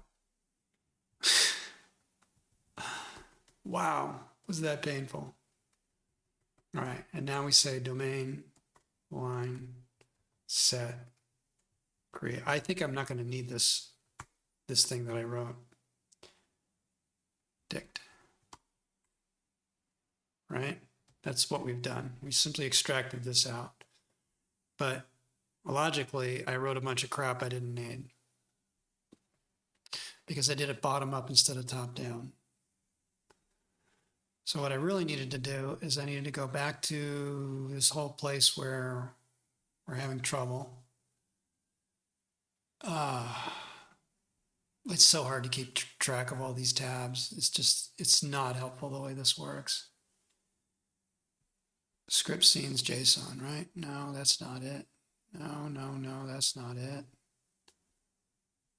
Where is it? Where was I? You know, it's one of these lines of code that the back and forth tab changed the tab. No, it wasn't that. It wasn't that. It's like, this just doesn't help me. This doesn't help me show me like what I was working on. I hate this. I just feel like opening all this stuff up in Vim at this point, but whenever I run the builds, it's got to run inside Xcode. This is just the worst IDE. I keep forgetting what the name of this legacy method is. I mean, legacy file is.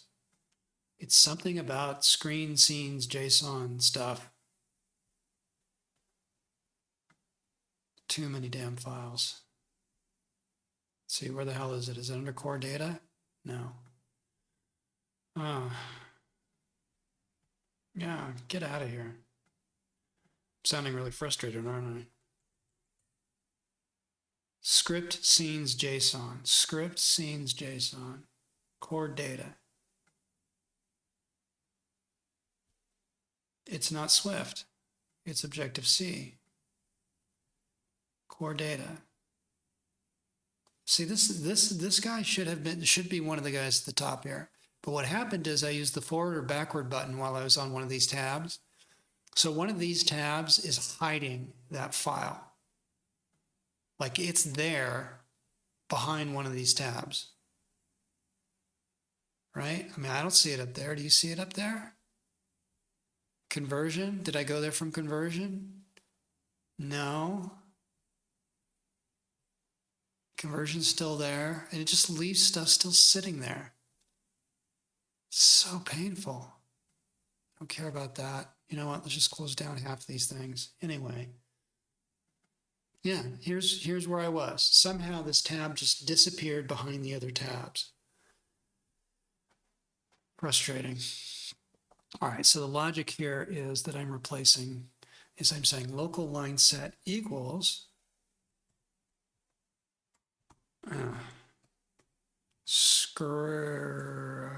script load line set.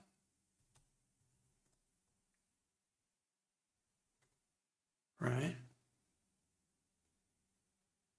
That's where I put it, right? In here. Load line set.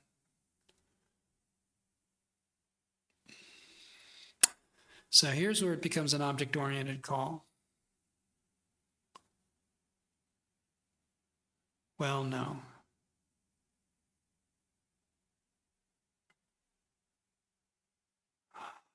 I'm going to say script.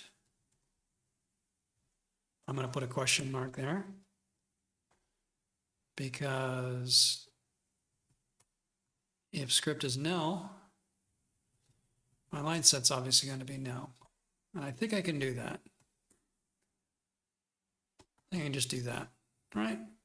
I don't know. We're going to find out. Load line set, script ID, script dot script ID. Yeah, see, we've got Elvis operator here.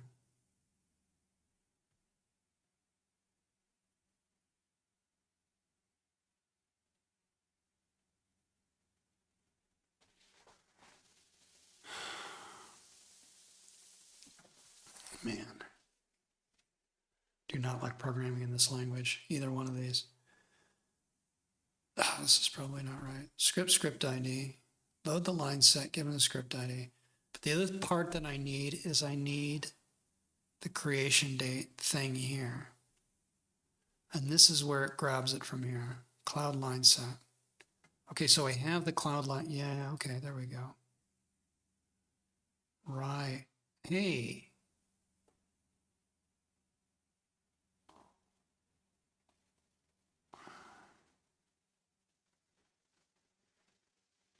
Yeah. I forgot that I had that. That works. I did not need to do this. I can pass that right into the file name because I'm using the cloud set.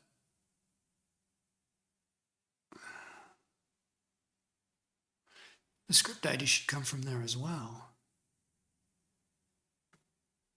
I don't need to pass in the script ID. It's in there, isn't it? Isn't it in there?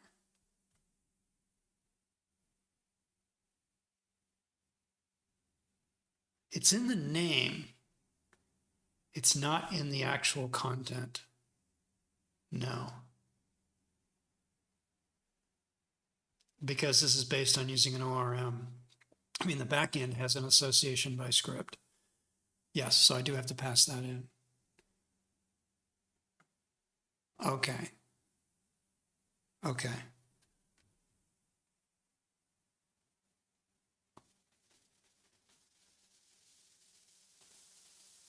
All right. Load line set.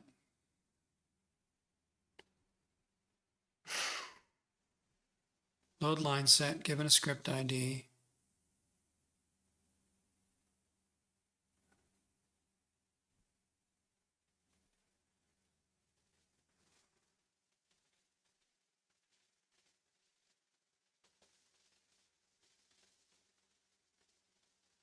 I don't need this.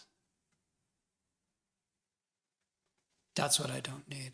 I can build the file spec myself. Yeah, this is not helpful. But extracting load line set array does help. Because that I can test for being empty, which I like better than test for nil, actually. Strings to dictionaries. If there's nothing there, it should bring back not nil, but an empty array. Yeah. So I think I don't need this. Not right now, anyway. We'll put a future on it. Oh, I should probably just delete it.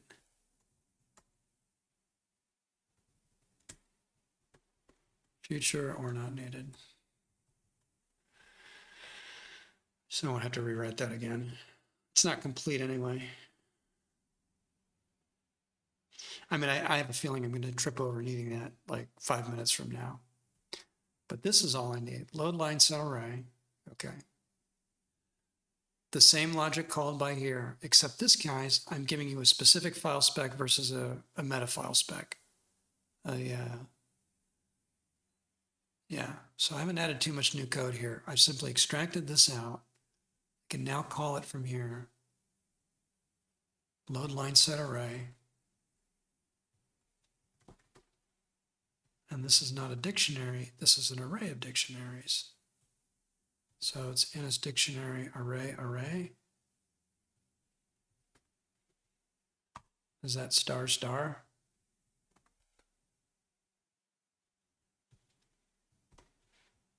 I don't know. That's the correct syntax. If the script is nil, I don't know if I need to do this. I mean, script's never going to be nil here, is it? If script.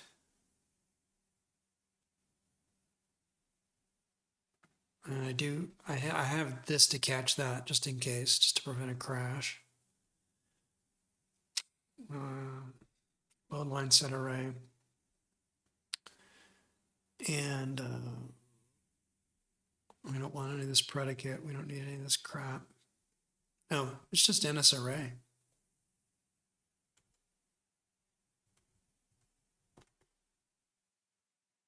Yeah, this is NS array.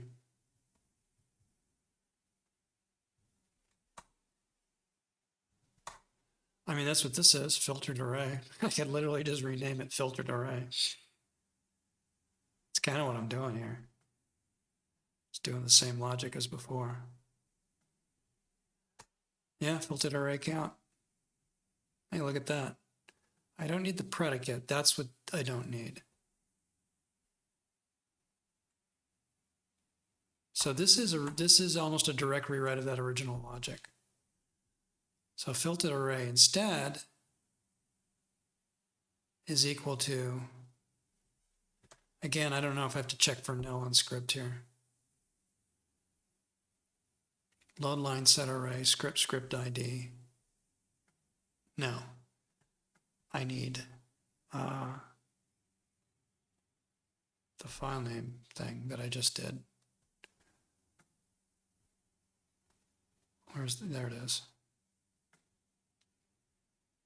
Yeah, file spec, right? That's what I need. That's what it's expecting. So, yeah, looks like that. Except you don't say file spec, right? Because that's implied. That's how that works.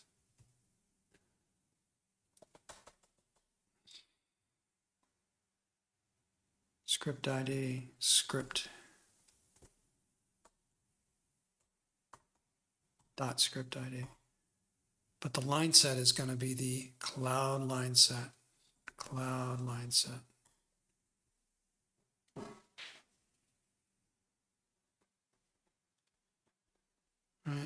Right there. Oh. Oh, no, remote line set. So I do it right there. I take the cloud line set, I establish the replica properties inside it because they don't come from the back end. Yeah, so it's very important I use that.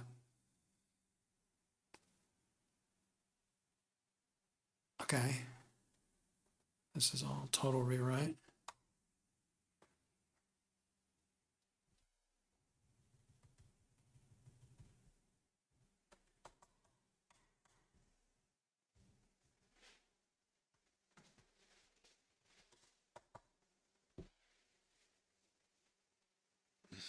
I don't want nil there.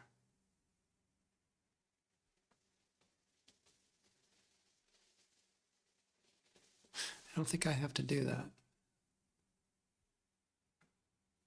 I don't believe I have to do that. I think I just end up with this. I don't need the nil check. This referencing this member, if this doesn't cause a crash in Objective-C, we just get nil for nil. If this is nil, that becomes nil. It's like a transitive nil. I do need a semicolon.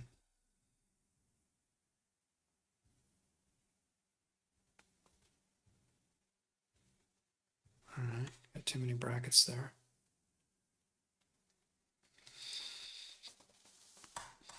A little bit more nesting than I need. Let's try doing this on 1 line, 2 lines there. Ugh, it's just ugly, ugly, ugly. It goes like that, right? You gotta line up the colons. Although this colon doesn't line up with anything, it's just I'm putting it on the next line.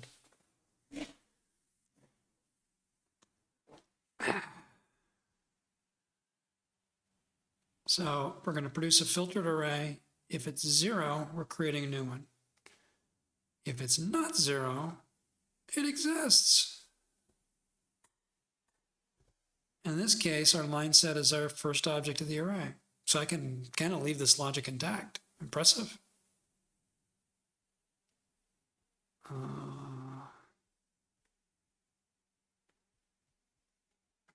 Okay, so this is create or update. This is the problem I'm trying to solve. I'm just trying to make sure we do an update instead of a create. Let's keep some breakpoints where we need them. All right, filtered array. All right. All this is obviously me, since I rewrote it. Filtered array equals low line set array. Let's just compile this and see how far we get.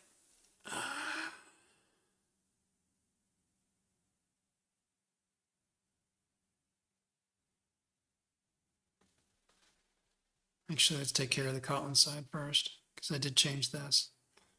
So I made this a separate method, separate function, even though it doesn't really need to be.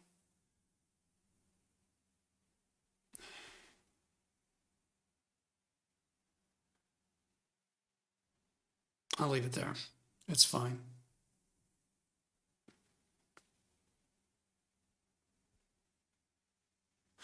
Don't like having more code than is needed. This is a new philosophy for me.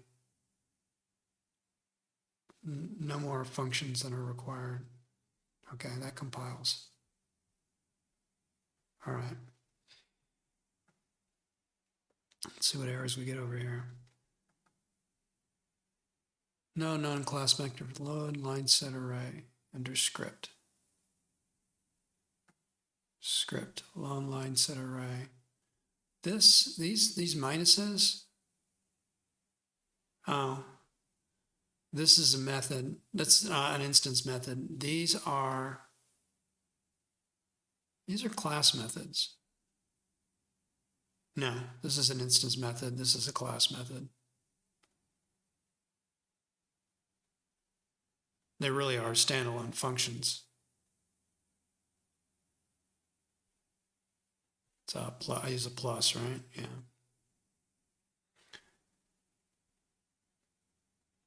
This doesn't depend on the script at all. Well, yeah, it does. Self script ID, store line set. Yeah. All right, so this is a class method, aka standalone function. That one is not.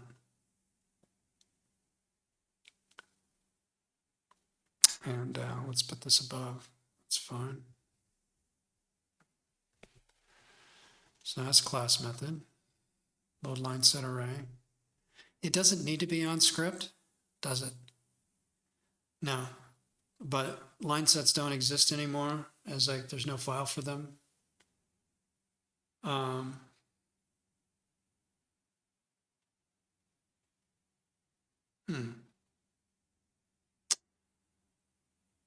Well, actually, better place for this, in my opinion, would be on the, oh, yeah, but this is Objective-C. I can call it, this is an Objective-C callable function, as I could put it here.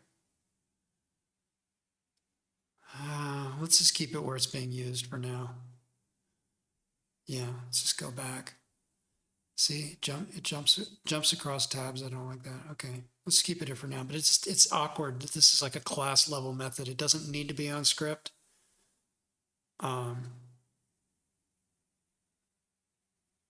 Domain line. I mean, what if I put this on domain line set? I have here domain line set, file name. This is load though. It is calling the shared facade. It is calling, yeah, I think it belongs over there. Yeah, I think it belongs over here. These feel very pure to me though. Whereas this one is side effectful. Well, there's domain line set, remote not local, file name lines, replica same. Domain replication. No, this is under pure. I can't put it here. I can't put it here. This has IO. None of these do IO, right? Yeah, exactly. Exactly. This would go under the side effects. So good thing I caught that. Let's keep it where it is. This is side effectful, calling that. I could put it on the shared facade. That makes more sense. Yeah. Although this is simply a facade to these methods, which are in Swift.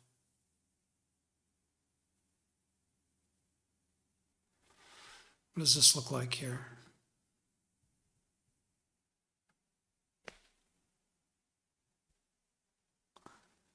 This is really just, there's not much going on there. Strings to dictionaries, that's Swift. This is calling Swift. It's Swift calling Swift. So what if I say func?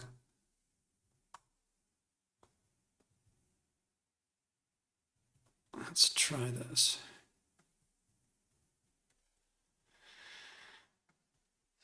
Shared load line set array.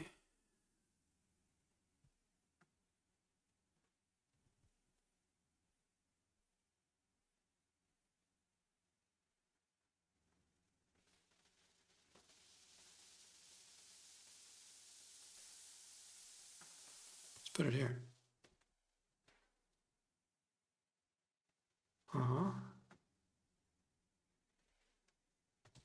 File spec. String. Produces a set of line sets. Is that compatible? Is that the same?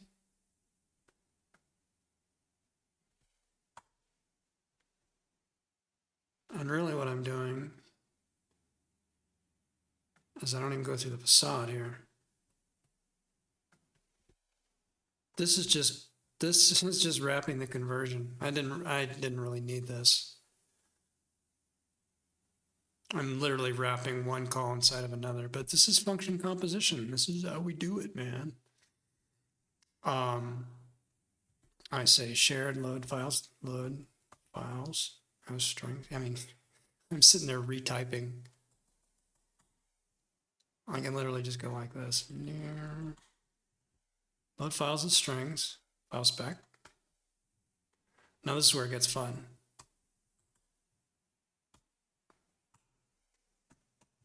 I think I have a pipe operator. I added it. Pipe to, what's the name of it? Strings to dictionaries. Convert strings to dictionaries. Convert strings to dictionaries. Can I do that?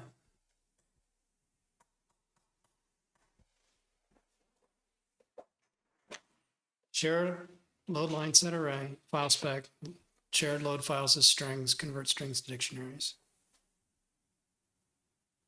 Oh, this produces a set. I want to produce just an array of line sets, right? Oh, I'm already confused. Let's see.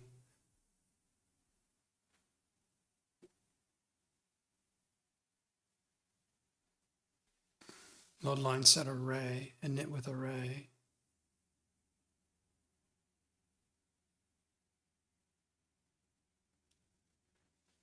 Do I want it as a set? I don't really care that it's a set or an array. No, I don't want it to be a set. So this should just be an array. But again, I don't need this. I've gotten rid of it.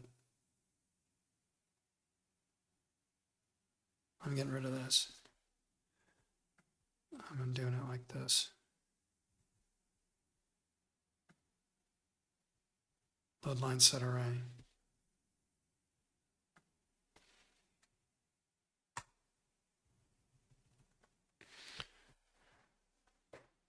Init with array, load line set with array, string with format, da da da da. I don't want this. I don't want to add a class method to script that doesn't belong there. It's not cohesive. Let's get rid of this. Let's just get rid of it. Too many to-dos as it is right now. Okay, so technically to this file, the only thing I've added, I don't even need to do any of this.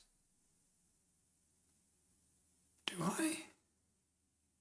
Yeah, no, I made it a separate function so I could call it, right. Load line set array. I think I'm designing and refactoring too much here. I think I'm going overboard. Can put this on the same line. Shared loads files as strings, convert strings to dictionaries. So this is the pipe operator going from left to right instead of nesting one call inside another.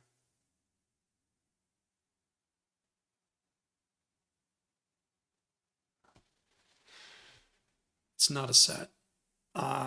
It's just an array, which looks like that. Right? And there's no colon. So it should look like that. A little better than Objective-C syntax. Okay. We need to put it on here.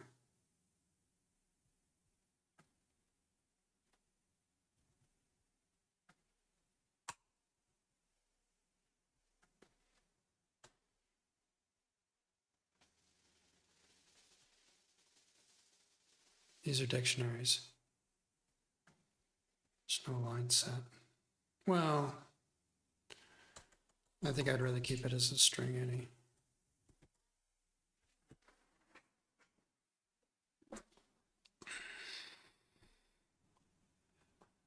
Load. What did I just say? Load line set array. Yeah. Take a file spec, produce a dictionary array, load line set array.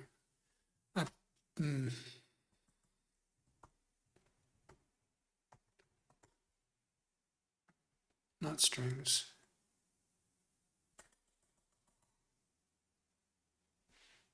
This is weird. Oh, the app mutant. The app mutant. Of course. That's the other reason to do this. This. Oh, got it. Dot strings. Ah. This takes care of encapsulating the app mutant. Got it. Okay. Guess we can put this on the next line. More than 80. Almost 80. I don't know if any of this is going to compile. Let's see what happens.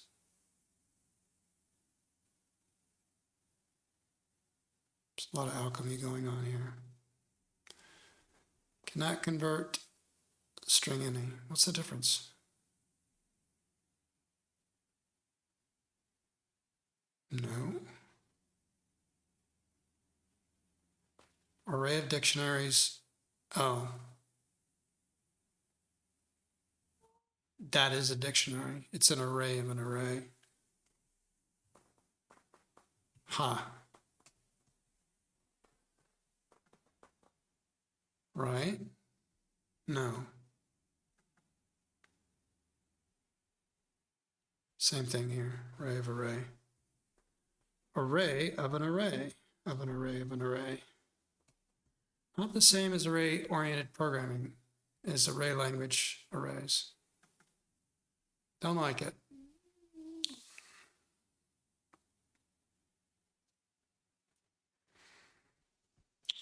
Is that how I wrote conversion? Oh. Why am I saying NS dictionary?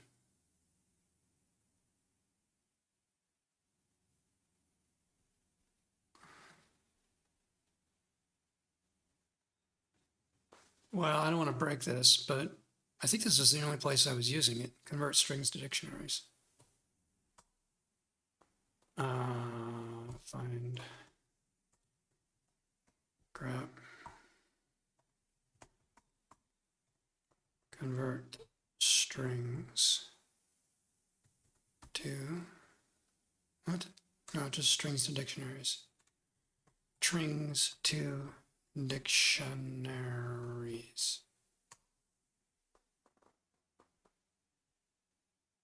Yeah, you're the only one calling it now.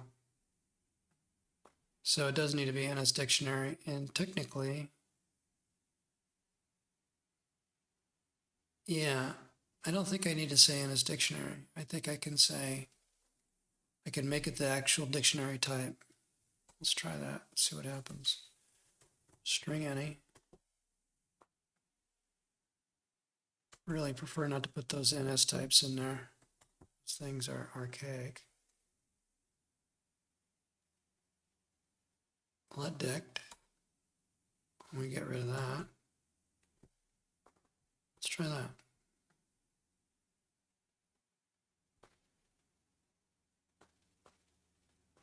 All right, we still have a problem here.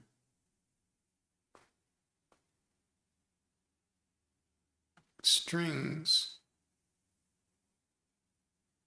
Load files as strings comes back as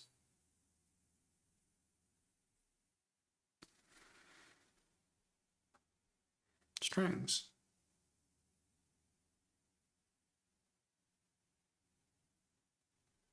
Convert strings to dictionaries. Oh, I didn't double it up the way I was supposed to. Whoops.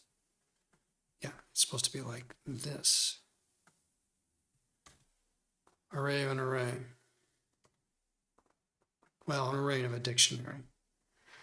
Arrays of a dictionaries. That's the string. That's the type. Oh, it's any type. So I do have to keep this as in here. All right. String any. Property list serialization. Oh, it's a string any, like that. Yeah. So it gonna work? Okay. And we get all into this. Nope, it's not on script. We moved it to shared facade. Load line set array.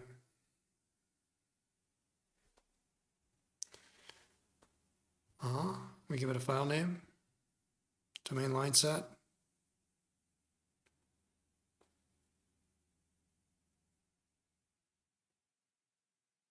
File name.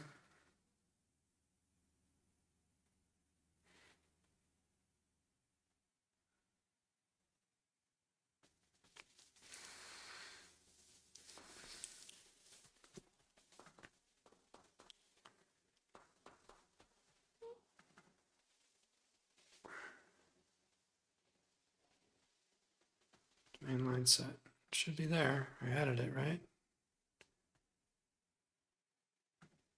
I thought I added it. Oh, there it is. File name. Text dictionary, text script ID, string. We're allowing this thing to be nullable. We're okay with that. We pass it into this, text script ID, we produce a string. Why don't you like it? Domain line set.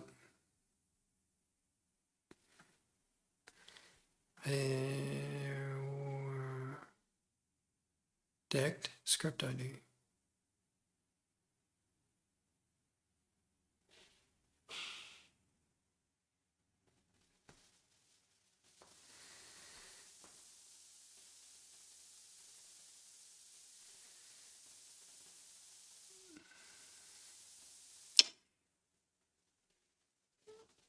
What am I missing here? This looks right. File name. First takes that, then takes the script ID. Is it because of this underscore? Maybe. Let's try that.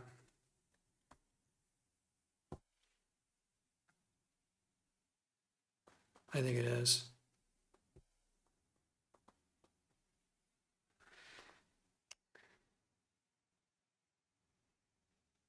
No, it looks like this. It's supposed to look like that, right?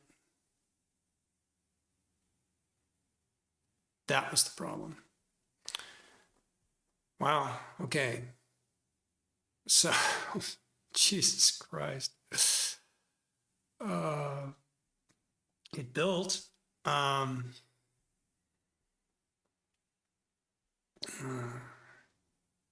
Wasn't really a lot of code, but it was a lot of coding. That's good though. That's what I want. A lot of coding, not producing a lot of code. In fact, let's see, get diff. Not that much, not too many changes. We got this stupid thing. We added that. We added that. We changed that stuff. This was just to fix some stupid compiler error. Yeah, I mean, barely changed anything. A lot of coding, but didn't produce a lot of code. That's my credo. A lot of shaping and polishing. Well, let's see what happens. Let's just get here. And yeah, let's just put some breakpoints on that. Let's watch it blow up. Oh. How did it build before and now it doesn't build? Whoop.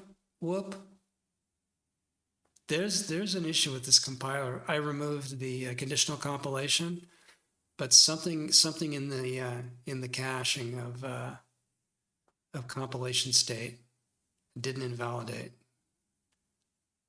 So we're just going to have to do an if-def on this. We're going to put a breakpoint here though, because this whole thing was if-def'd out. Because we still have to rewrite all this. This is, yeah, I need basically just copy this, rewrite this now. Crap. What did I just do?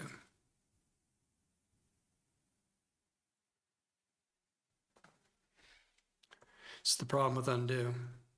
Shared facade. Okay.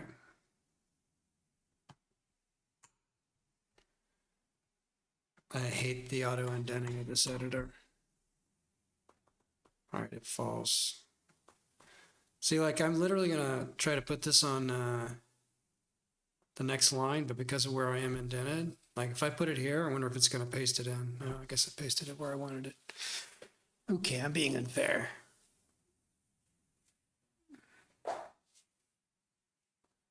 This is interesting.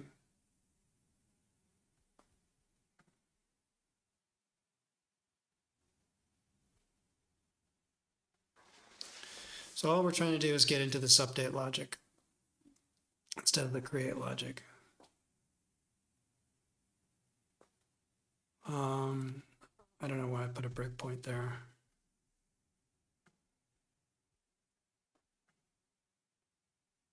Or there.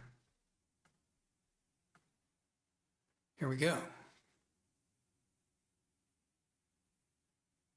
I know that works. All right, so our remote line set, yeah. So here's where we go out and we load the line set array based on that to see if it exists, based on the script ID in that. So we just went through all that rigmarole. What is this? Yeah, we're trying to load the file. Right. That's fine, just disable that breakpoint. Filtered array, what do we get? One value. Came back, it read it. It's got a replica remote in there.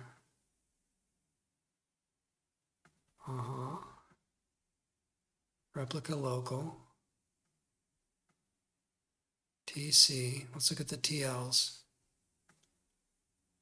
It's TN, we're looking for TL, TL for lines. There's the TLs. Guts, it can't show me. Oh, there's the values in there, okay. Replica local. Well, I'm hoping it got replaced. Well, actually, all right. So notice it's going to update. In this case, it's going to do nothing. I'm fine with that for now. Let's just keep going.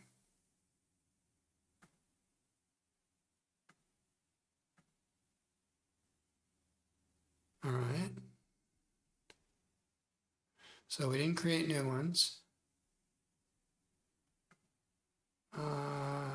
What's going on here?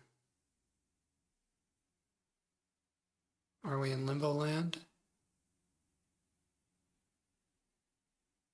It's probably something to do with this logic. Remove mutable line sets. Yeah, there's something there.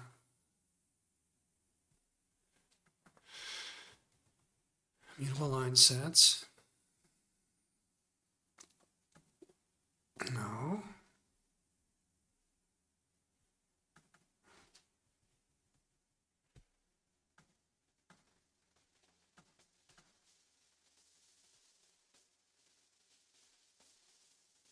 Loading back from the file it just stored. Yeah. So why are we not working?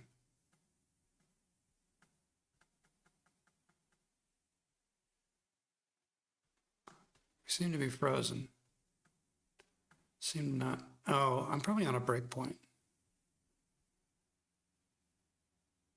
Yeah. Just keep going. Just move on through. Okay, so in this case, I did not store any new line sets because they're already stored. Actually, yeah, let's get breakpoints there.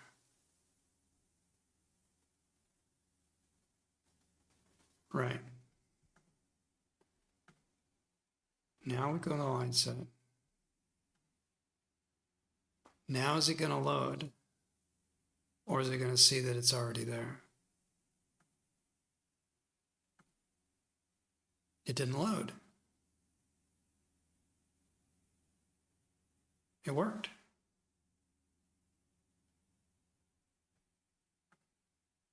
It seems to be working. At least working in terms of, okay, these are being downloaded. So we got replication here. Storing string as file. All right.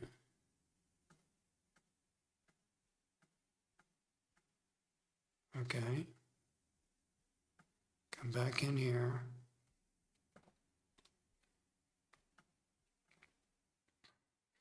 That's what's weird. It's like you click on it to select it and then click it again to open it. Okay. That's what was throwing me off before, the UX. Okay. Yeah.